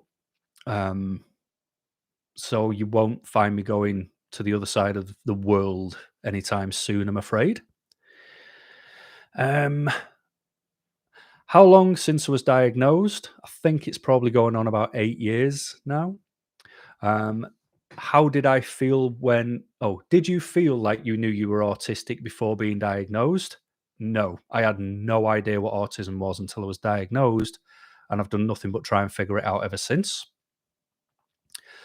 What prompted me to get my diagnosis? I've done a full video on it, and me and my boss were going to have a fight because he wasn't listening. Simple as that. Um, was I given any advice or suggestions or information or any supports going forward after the diagnosis? No, I was not. That's what I went to YouTube for, and unfortunately didn't find anyone designed like me at the time. Um, how did I decide to tell, who to tell and why? I just told people I knew who I knew there might be a reason to let them know. Um, Gemma, it was 10 years in January coming up that you were diagnosed. Wow. Are you going to celebrate the 10 years? You get yourself a nice cake? I just look for reasons to have a cake, to be honest. But you don't get to be my weight without avoiding cakes. Um, what did or what do I do to manage without going down the typical therapy route? I just try to pay attention. What I try and do, this is going to sound stupid, is I'm trying to find the right way of putting it. I pay attention to my autism. So there's a lot of younger people, no disrespect to the young folks on here, if there is anyone. Um, but there's a lot of young people who might send me a message and they go, have you got a good suggestion for a certain type of air defender? Because I'm going to a nightclub and the music is going to drive me crazy. I've already got glasses to one side for the strobe lights. And I'm like, why are you going? If you go into a nightclub and you don't like strobe lights, that's the wrong place to go. You've got ear defenders because you can't stand the loud music. That doesn't sound like it's going to be very good for you. So what I try and do, instead of going down the typical therapy route, or what I do for my management of my autism, is I'll sit my autism down next to me and go, right, What gets on your nerves? What bothers you? And it'd be like, people. Like, I'm with you. And that's where, as I've used that analogy a million times in videos, you won't find me going to a coffee shop at midday on a Saturday, because that's when it's going to be the warmest. It's going to be when it's the busiest. It's going to be the noisiest. There's going to be no seats, things like that. So I pay attention to what bothers my autism, and then I do what I can for my autism and go, no worries, mate. I know you want a coffee. We'll go through the drive-through instead. I do things like that. So instead of needing a route to have therapy, I give myself the therapy by not doing triggering things to the thing which is not designed for the world I live in. What suggestions do I have for older autistic adults to have a better quality of life? As everything I've just said, learn your autism. Learn what triggers your autism. Don't expect to do the same as everybody else if you're not of their design. Don't live to societal expectations. Live to your own. Things like that. Let's see this chat. Do the so-called special interests affect you negatively in some way if you have them at all? Was that for me? My special interests don't affect me negatively, if that was aimed at me. But I can hyperfixate on the wrong thing. So when I was unwell, I became deeply hyperfixated on negative physical health, which sent me into a very bad depression. So I have the ability to really impact myself for all the wrong reasons, which I absolutely did, which is why it's taken me so long to even be able to press record on here. For real, I don't get why so determined to force themselves to do stuff neurotypicals can't do with no problem. Props for self-awareness and self-management. Cheers, dude. Someone there, oh, I'd love to be 35 years old again. Me too. How are you feeling about the social side of Christmas? I'm not doing Christmas. What I made a decision, I don't know, 5, 6, maybe 7 years ago, that I'm not doing Christmas anymore. And a lot of people will go, "Oh, you've got to, what about your mum? What about..." And it's like, no, look, I did all my life doing Christmas, and the longer they went on, the harder they got, which caused me more anxiety through December, because that day is always going to come. Then, the older you get, the worse presents get. So it's like, oh, cheers, a Lynx set. I haven't worn this since I was 16. I don't want to smell like a schoolboy who also smells of new BO and a Greg's pasty. It's like, and I'm looking grateful for socks. And I really struggle with socks. I've got really big calves, got rugby player legs, even though I don't play rugby. And I can't find socks that don't really cut off the top. So I'm always looking at them straight away. I open the lid and I go, nah, they'll be no good. But I don't do Christmas anymore. I will make sure pigs in blankets are happening. That's a must. I surround myself with snacks, comfy, fresh pajamas, and I make it a task to be offline with everything, Like I'll have a game to play, or I'll have wrestling to watch. I'll have something to do, but I spent all my Christmases, all my life doing it for everyone else. And I just decided to try it for myself, and other people just have to accept that that's the trade-off. I've done it for them, now I'm doing it for me. And if I ever want to go back, I will. But if I don't, they have to understand it's because I'm having a better time. And we can do anything for 364 days of the year. I'll meet me mum, we'll go for food, we'll do whatever. But that one day is the day I find hard, so I'm just doing it alone. I think that's good anyway.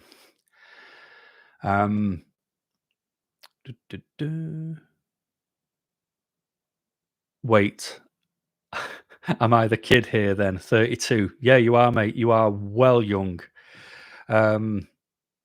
Lynx Africa. Yeah, it was. Lynx Africa every Christmas, and then every time it was the new school year, every lad would smell of it and it'd be dripping off them, as well as the crap cheap hair gel dripping off the hair. Yeah. Zoe, Paul, diabetic socks. Yes, I bought I can't remember what they're called now, but my boss told me about them, and they've got a honeycomb top instead of the ridged top, and they were brilliant, absolutely brilliant. And then I washed them, and now they just keep sliding down. Devastated, because the diabetic socks are a bit ugly. Um, I don't know. Maybe you know some funky ones. Let me know. 37 and have pain every day, and my brain feels dead. That doesn't sound good, Victoria. I feel a lot older than I am as well. Trust me, I'd definitely get you. Oh, hugs. Nah, keep those things away from my body. Don't like them. I've never liked that anyway. You know, when people see each other and they just rock up and they're like, "Oh, I've not seen you for ages," and they hug you or they try and kiss you on a cheek. It's like, get your slaver off me face. We can say hello and we can carry on. It's not going to be any worse. But if you encroach on me, leave me alone. No. What else? What other questions were on here? I've got all the questions that were in emails just on a Word document over here if you're wondering what I'm doing. um, why don't I have autistic friends in real life? It's because I don't have friends in real life. You know, I've got like one guy who I went to school with, and the other people I talk to are from work. You know, so it's not that I'm against having autistic friends. I just don't really do friends. I just not really for me. I mean, there's scope for a couple of people to go from acquaintance to friend, I'm sure, at some point, but you know, I'm just busy recharging, you know what I mean? um, what bothers me within autism was something quite similar, and I think I've already addressed most of that. You know, using the reference of spoons instead of coins or what other people enjoy. Forks was the other one given today. Testing on mice drives me up the wall. It makes zero sense at all when autism is all about human interaction and societal norm and expectation. Um, I don't like the levels of autism. You know, like there's the three levels. I don't like them because I can fluctuate between them. So I don't think they're very accurate. And then if I was, which I think is number one, the one where you need minimal support. When I'm at level 3, when I've had a burnout, a meltdown, a shutdown, depression, it's much harder for me to reach out and ask for help. So what do we do then? There was a fun one, which was why do I not treat autism as a disability when it clearly is one? Where's my disability? What am I disabled at? Not giving eye contact when I talk to people. Why do I need to stare in your eyes when I can hear what you're saying? You know, there's a lot of people, like I said before, with autism and a learning difficulty, and I don't have one. Um, I just, I'm on a different wavelength. What's wrong with that? So I don't treat mine as a disability because I'm not falling into a stereotype that I don't need to be in. I will try, I will push. And yes, a lot of other people have, and they've burnt out for the last time and can't do it again. But I've not reached that level yet. So let me try. Fair enough, innit? Oh, let me just see the comments again. Sorry. Um, Friends in real life are a big responsibility. Yes, they are. I've had a few of them. When you interview people, could you ask them about the pajama collection? If I remember, I absolutely will because it's a must. Pajamas are the best thing in the world. That old joke got 10p so I can make a phone call. Ah, yeah, I know what you mean. Yeah, yeah, yeah, yeah. How would they even know a mouse is autistic? Exactly, Brian. How can you know a mouse is autistic? And that's what blows my mind. It's like Harvard professors, there they are with the white lab coats on, got the goggles on for some reason, because you need both of them to determine autism. They get massive grants, millions of dollars are thrown into it, and they're all talking about mice and autism. And it's like if you spoke to an autistic person, you will know it's all about the interaction, it's about the management, it's about what we have to do. Mice don't have to go to work. Mice don't have to deal with the societal constructs that we've got, religion and, you know, family and gatherings and having to care that someone's had a new baby. Oh, have a look at the picture. Don't care. But look at it. Don't care. Mice don't care. They don't have that to deal with. They're incontinent and they crack on. It's a very different world for a mouse and a human, but idiots. um, Sir, you have a home, pajamas, and chocolate. Success in my book. Hell yeah. It's trying to put them in the order of most important. It's really tricky. Tried to email you, got an auto reply. Does that mean you won't see it? No, Sean, I will absolutely see it. I read every single email and I try to respond where I can. The unfortunate thing is, if you saw my inbox, I've got over 800 emails sat in there at the minute because I've not been doing nothing. But I always read them, and if it's got that point to it where there's a response necessary, I will always try and do it. It's time, honestly, because I've got a full-time job and I've got to recharge. Trying to stay on top of it's really difficult, unfortunately, mate. Operating on iOS and everyone operating on Android is how I try to explain. That's a really good way of putting it. It is. It's like, yeah, it's just like being on a completely different operating system. Operating system 2.0, right, Brian? Yeah, I mean, you'd be surprised the amount of people you talk to who are like, "No, no, we're just the next step in evolution. There's nothing wrong with us." That's why, that's why non-autistic people are trying the hardest to discredit us. And it's like, can't argue. Sometimes, like I said, turn the news on. Oh, you got Grinch pajamas from Tesco the other day. Rock on, get in. That's what it's all about. And are you like me? Do you have pajamas that you can completely relax in? So, in other words, if someone knocks on the front door, they're staying there. You're not getting out your chair. You're not opening your door. You're not looking at them. And then you've got pajamas where you could open the door in them. They're a bit more conservative. I know I do. I've got, honestly, the attention I put into my pajamas. Some people don't manage their finances that well. You know what I mean? Um, Honestly, don't know how you do everything as work and fit in your other stuff. Neither do I. That's probably why I burn out, Zoe.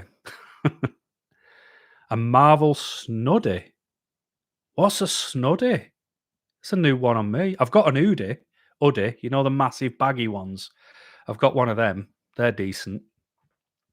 Snoody. I'm going to assume that's like an hoodie, but from Primark. I like it. Anyway, let's grab some of these other questions that were asked. Is there any point to being diagnosed as an adult? Yes, there is.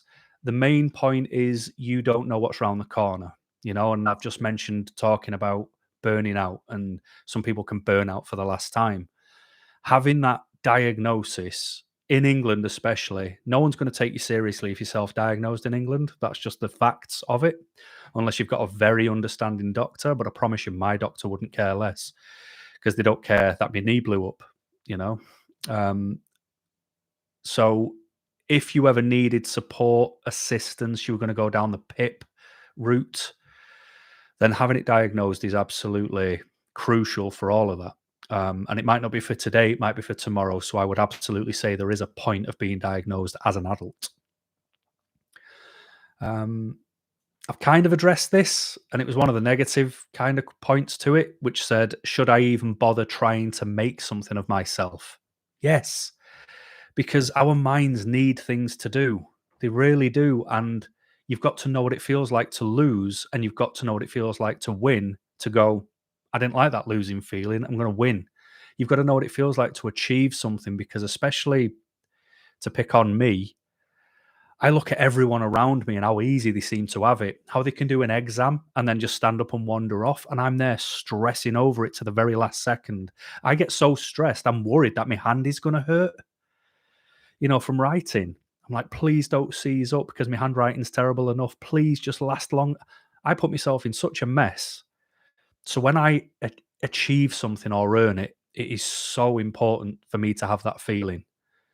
So if people never try, they're never going to get that feeling. And to me, knowing that feeling exists is why I don't take antidepressants, because it will numb me to feel that.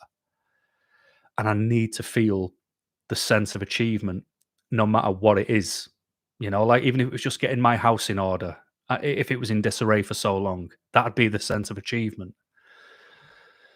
Sorry if that went a bit deep, but yes, it's important to try, my friends. It really is. God, it is. Um, Wanted to thank me for my videos. Listen to them while you're dog walking. I love that. You're more than welcome. Am I the only person who wishes they could wear a uniform through their whole life? I just like to wear the same stuff over and over, and people think I don't wash my clothes. At one point, I went to a shop and I just bought all black t-shirts because I thought it's easier. Black t-shirts go with everything. I haven't got to mess about. I haven't got to color coordinate, and because they're all the same, it's just obvious. And then someone said the exact same thing to me. It was like, "How how many days are you going to wear that t-shirt?" And I'm like, "Oh no, this is the third t-shirt." But they didn't get that. So yeah, I'm absolutely with you. What else is going on? This is brilliant, Paul. Tried for 10 years to get my job, and the feeling is amazing. It is important. It is, Brian. I absolutely agree with you because, and don't get me wrong, we all have horrible days. We have the worst days where we wonder why we ever tried in the first place. But for every bad, there is a good. For the yin, there is the yang, and all that jazz. And yeah, when it goes well, it's a great feeling, and you go home with a hop and a skip and all that, and you could always do private responses and charge for it. I do, to be honest, Jennifer. I actually opened it up on Patreon a while ago and then closed it down because it was taking up a bit too much time. Um, but yeah, my waffle is just waffle. There's no no sense in any of it. I don't think, unless it comes out of my brain. Um, Nearly through some of these questions. Oh, tips for visiting the dentist. I've got a new dentist because he reached out via the channel. I went to see him. He's in Camberley, which is like a 4-hour trip there and a 4-hour trip back, which is nonsense to go and see a dentist. But the reason it's good is because I trust him, because he's a nervous dentist. Like, he can deal with nervous patients. He's got different techniques. He lets you sit up in the chair. He listens to you. He only works at your pace. He lets you get up and stomp around when he's injected you, and you've got to get that out your system that I get. Because that's the problem. Because I look like I do, I'm not allowed to be a small, nervous, timid patient, but I feel horrible in the chair. And he just got it. And what I realized when I was there is it's not the dentist I'm afraid of, it's the lack of understanding from a dentist. But just in case anyone's down there, I'll give them a shout out.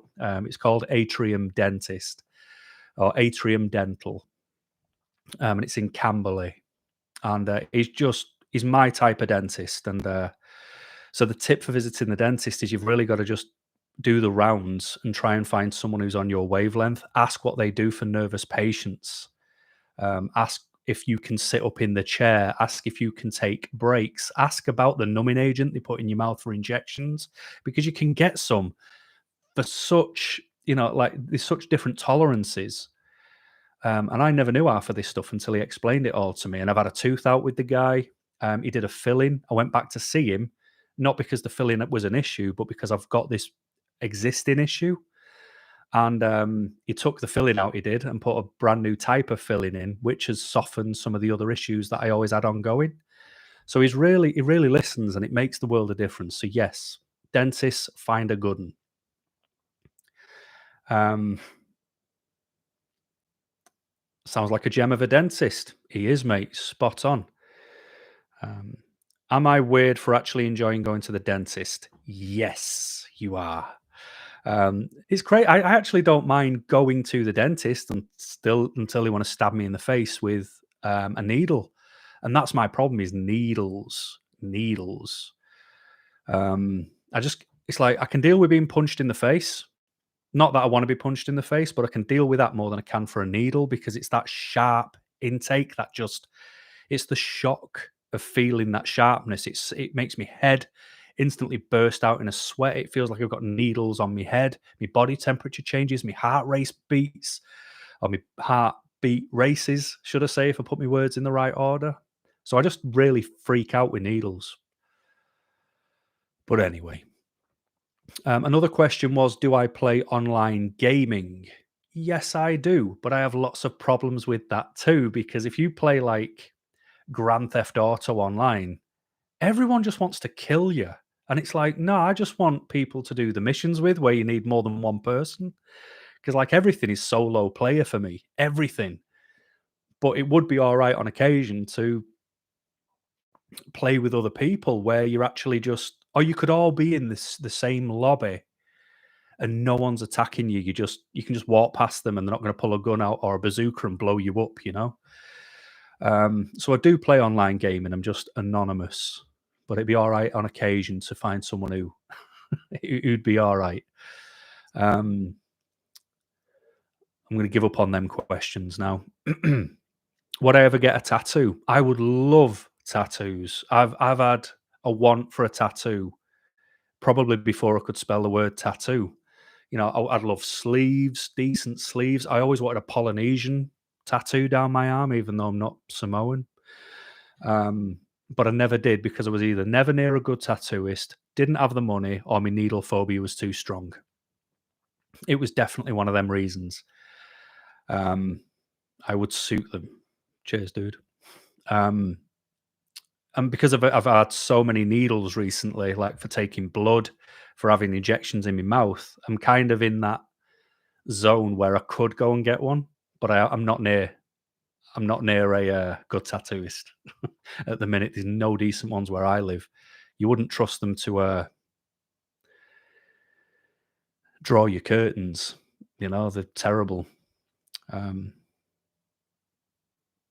That's the same with you with tattoos, Brian.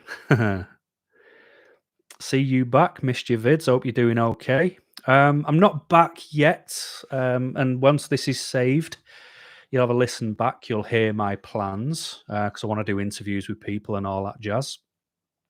But I've still got the plan to carry on making videos. The next video I want to make is about workplace adjustments because what I've found in England, because we have the Equality Act where it tells employers they have to do or consider reasonable adjustments, is that the only time we don't get a reasonable adjustment is when we run into somebody who is unreasonable. So what I want to do a video on is to basically show people that what the unreasonable person wants is tough. So long as you do things the correct way, you will get your reasonable adjustments. And if they try to stop it at any point or make it difficult for you, then all you're going to do is gather evidence and you can take them to court, successfully win, get a nice large payout, keep your job, and get your reasonable adjustments. Because the difference is having someone reasonable, and it's something I'm really bothered about. And I want to make sure everybody gets what they need because everybody wants reasonable things to just break even. We're not after helicopters to take us to and from work, even though that'd be nice, you know?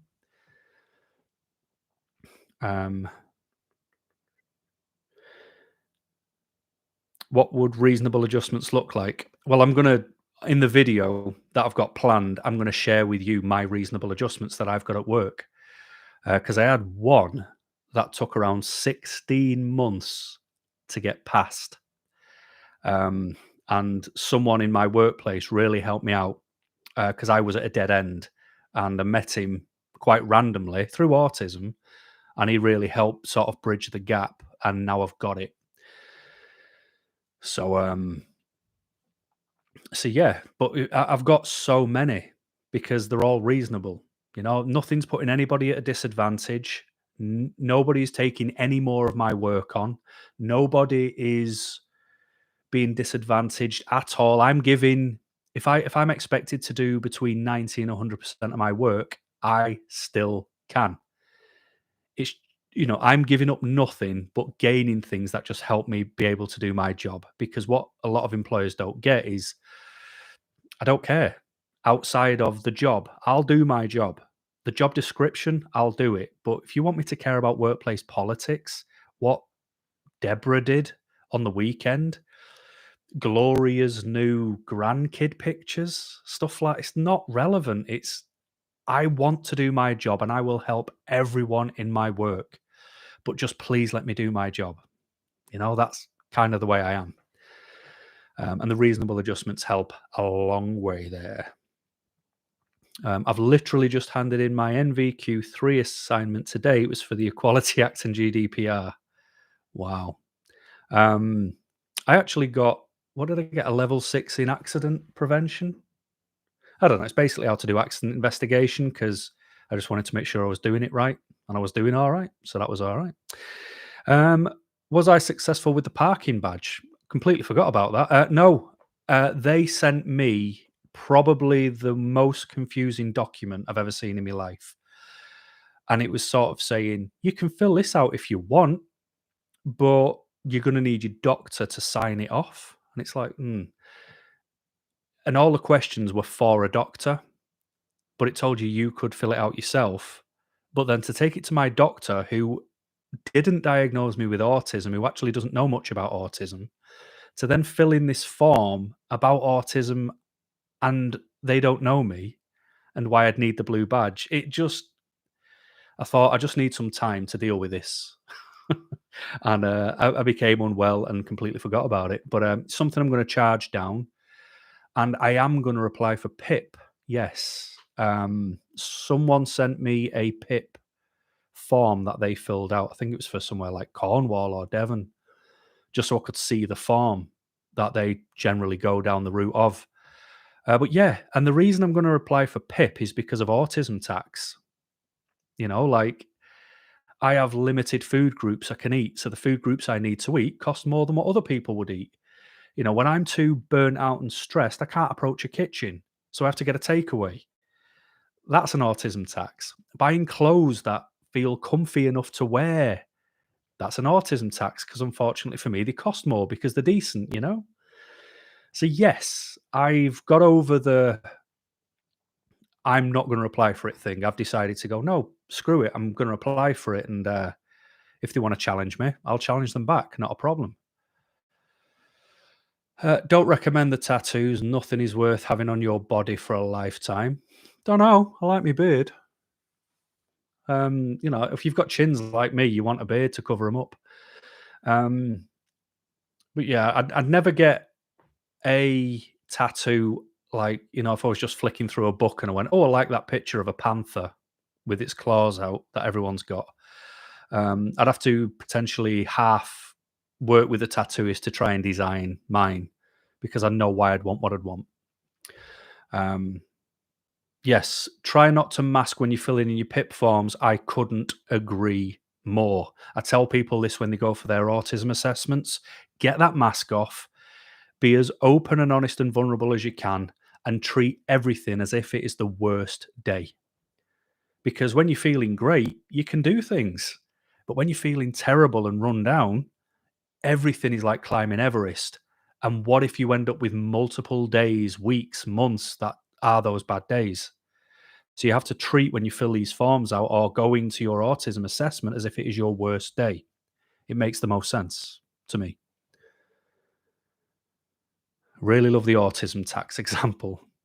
The PIP will cover things like Pilates. Yep. See, the fibromyalgia, I've been trying, Zoe. I've been talking to my doctor about that, and he said he would consider it once we'd gone down all other routes.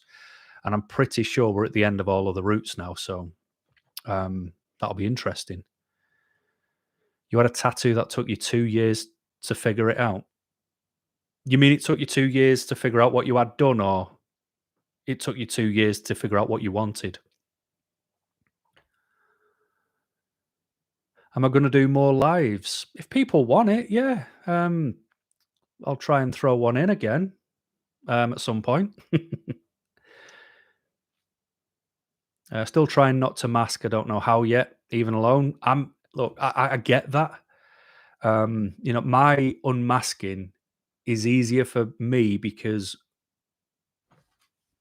I'm talking to no one. I talk to a dog and a cat. There's no one about. I get to just fall into what I want to do, and I can lock the front door. I can put the chain on. Can lock the back door. I'm good. I can completely escape. Whereas if you've got a kid running in, mom, I've just drawn all over the toilet and flushed your purse down there as well. You know, it's going to be quite hard to do it, isn't it? So I do get it. Um, Matt, hello, chat. Hello, Matt. You have to face things you normally want to forget with Pip. It's distressing. Yeah, I imagine it's not going to be a fun process, but what I will do while I go through it, I'll make videos to detail. I'll go through the questions that it asks. I'll go through the answers I give and why. And obviously keep you posted along the route. So maybe I'll turn it into a series. PIP stands for Personal Independence Payments. Personal Independent Payments. And it's something you can apply for. You'd be drawing in the toilet with them. Great. I just hope you've got crayons and not the other stuff.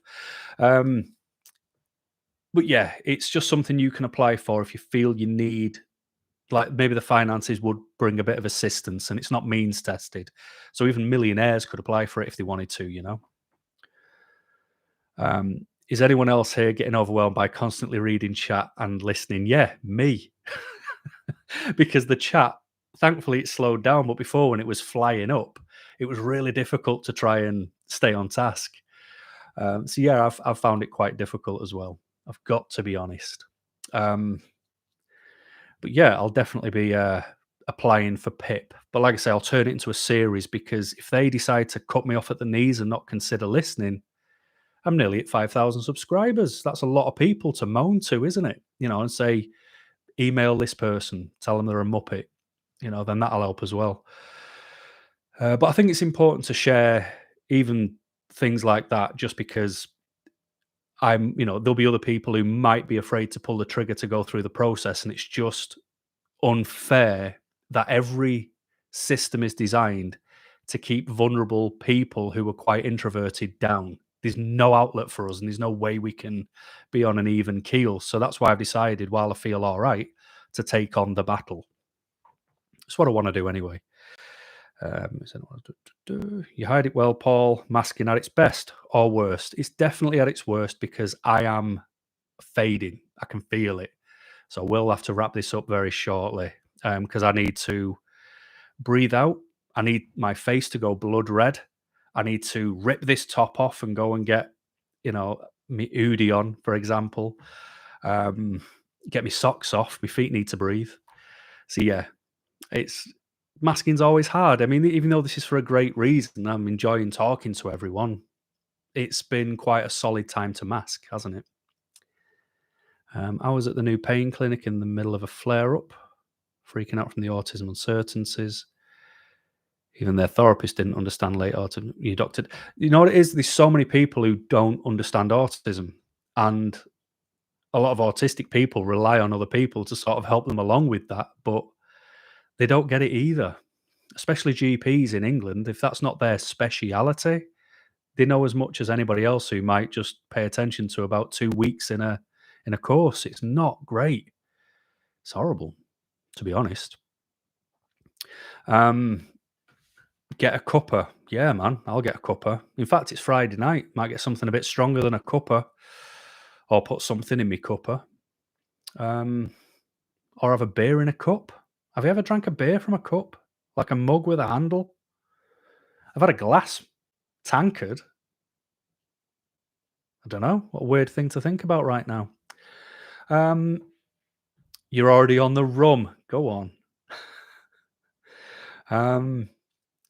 I'm about to be assessed for autism, and you are hugely playing a part in helping feel understood. Great. Good. And I'm glad other people help too, because there's we've only had one little hiccup in the chat, I think, aimed at me because of how I phrased something about people illegally entering countries. But like I said, no problem with people coming here under the right guise, and there is the right way of doing it. I just have a problem with legality and illegality. It's not about if they're on a boat or not. I just have a problem with justice and law. That's all. What's a cuppa? A cup? Yeah, like a cup of tea. Yeah. So it's called a cuppa because we used to call it a cup of tea, and it just got abbreviated to a cuppa in the end. So you'll have a cup of tea, cup of coffee. The tricky one is when you're in the north of England, depending on where you stray off to, like if you're in Manchester and somebody goes, "Do you want a brew?" You know they're offering you a cup of tea. But I went to somewhere in Preston and the lady there said, "Do you want a brew?" I said, "Yes, please." She went, "Tea or coffee?" Whoa. I know you can, I know you can, but that's wrong. That's a wrong way of saying it. It kind of blew my mind.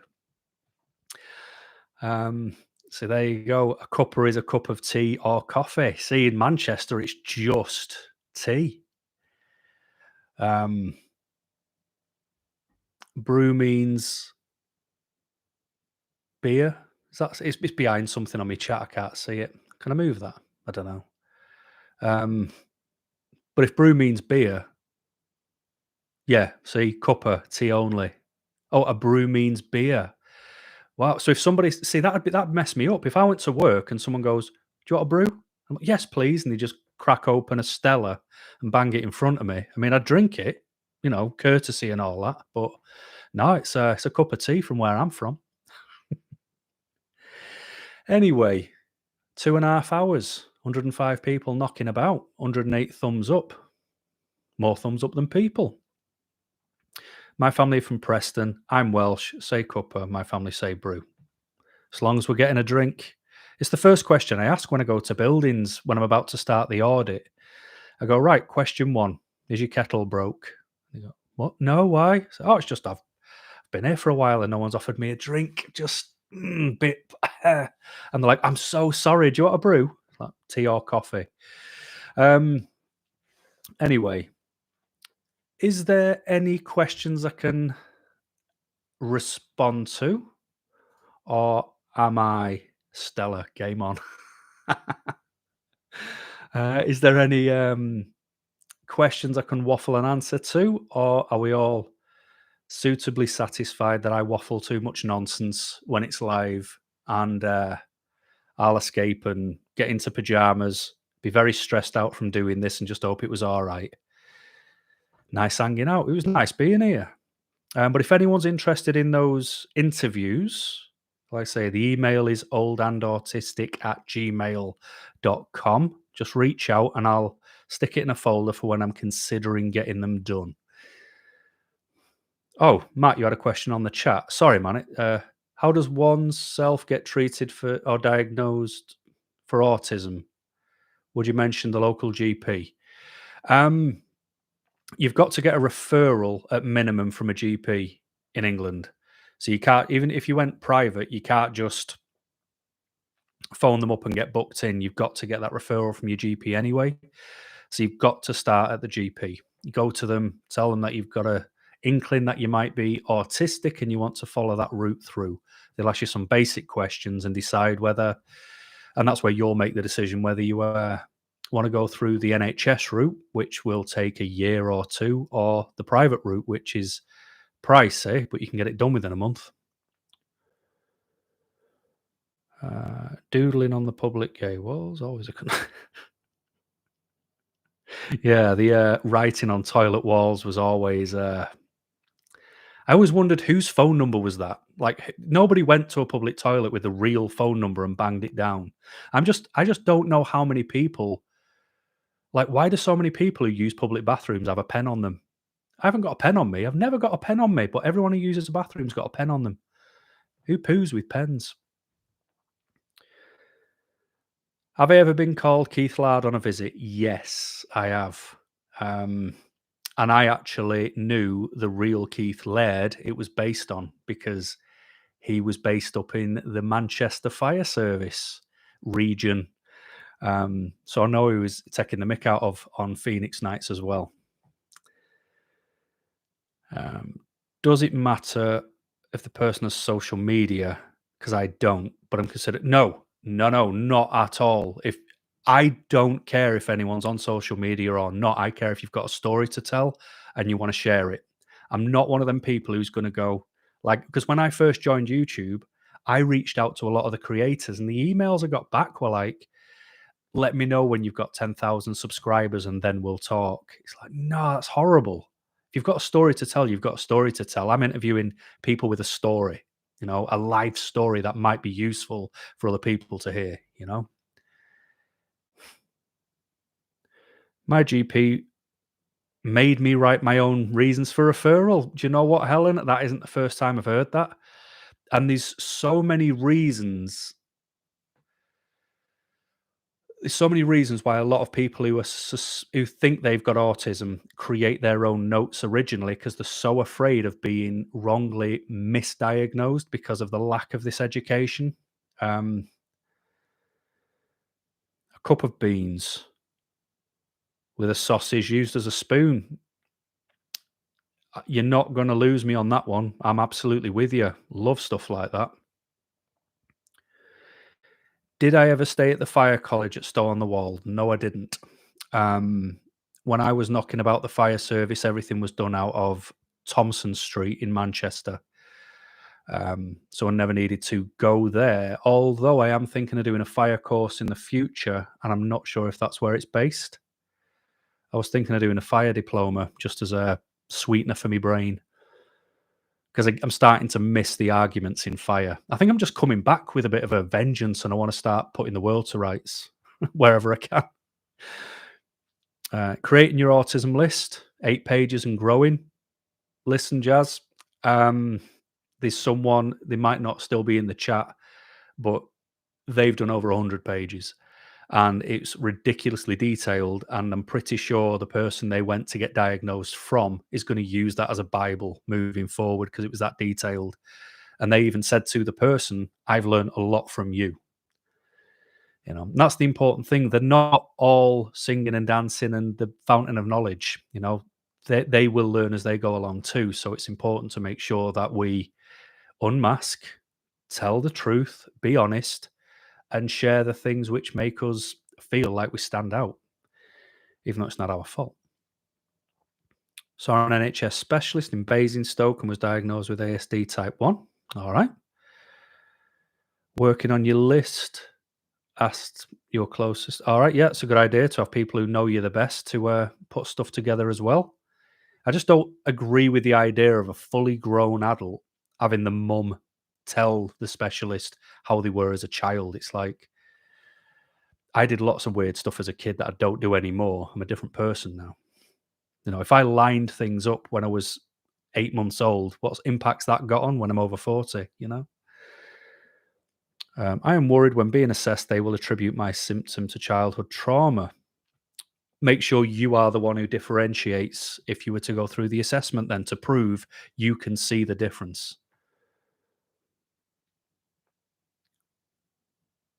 Anyway, the chat slowed down, the numbers are dwindling, the night is getting on. So what I'll do, my friends, is I'll thank you all for watching, for tuning in, for sticking around, for showing up when I was absent, for sending nice emails. They really mattered when I felt horrific. Promise you they did. I'll never be able to say thank you for how it made me feel. If you've got any ideas for future videos, by all means, send them through. I'm always after suggestions. But until next time, thank you very much for watching and keep smiling.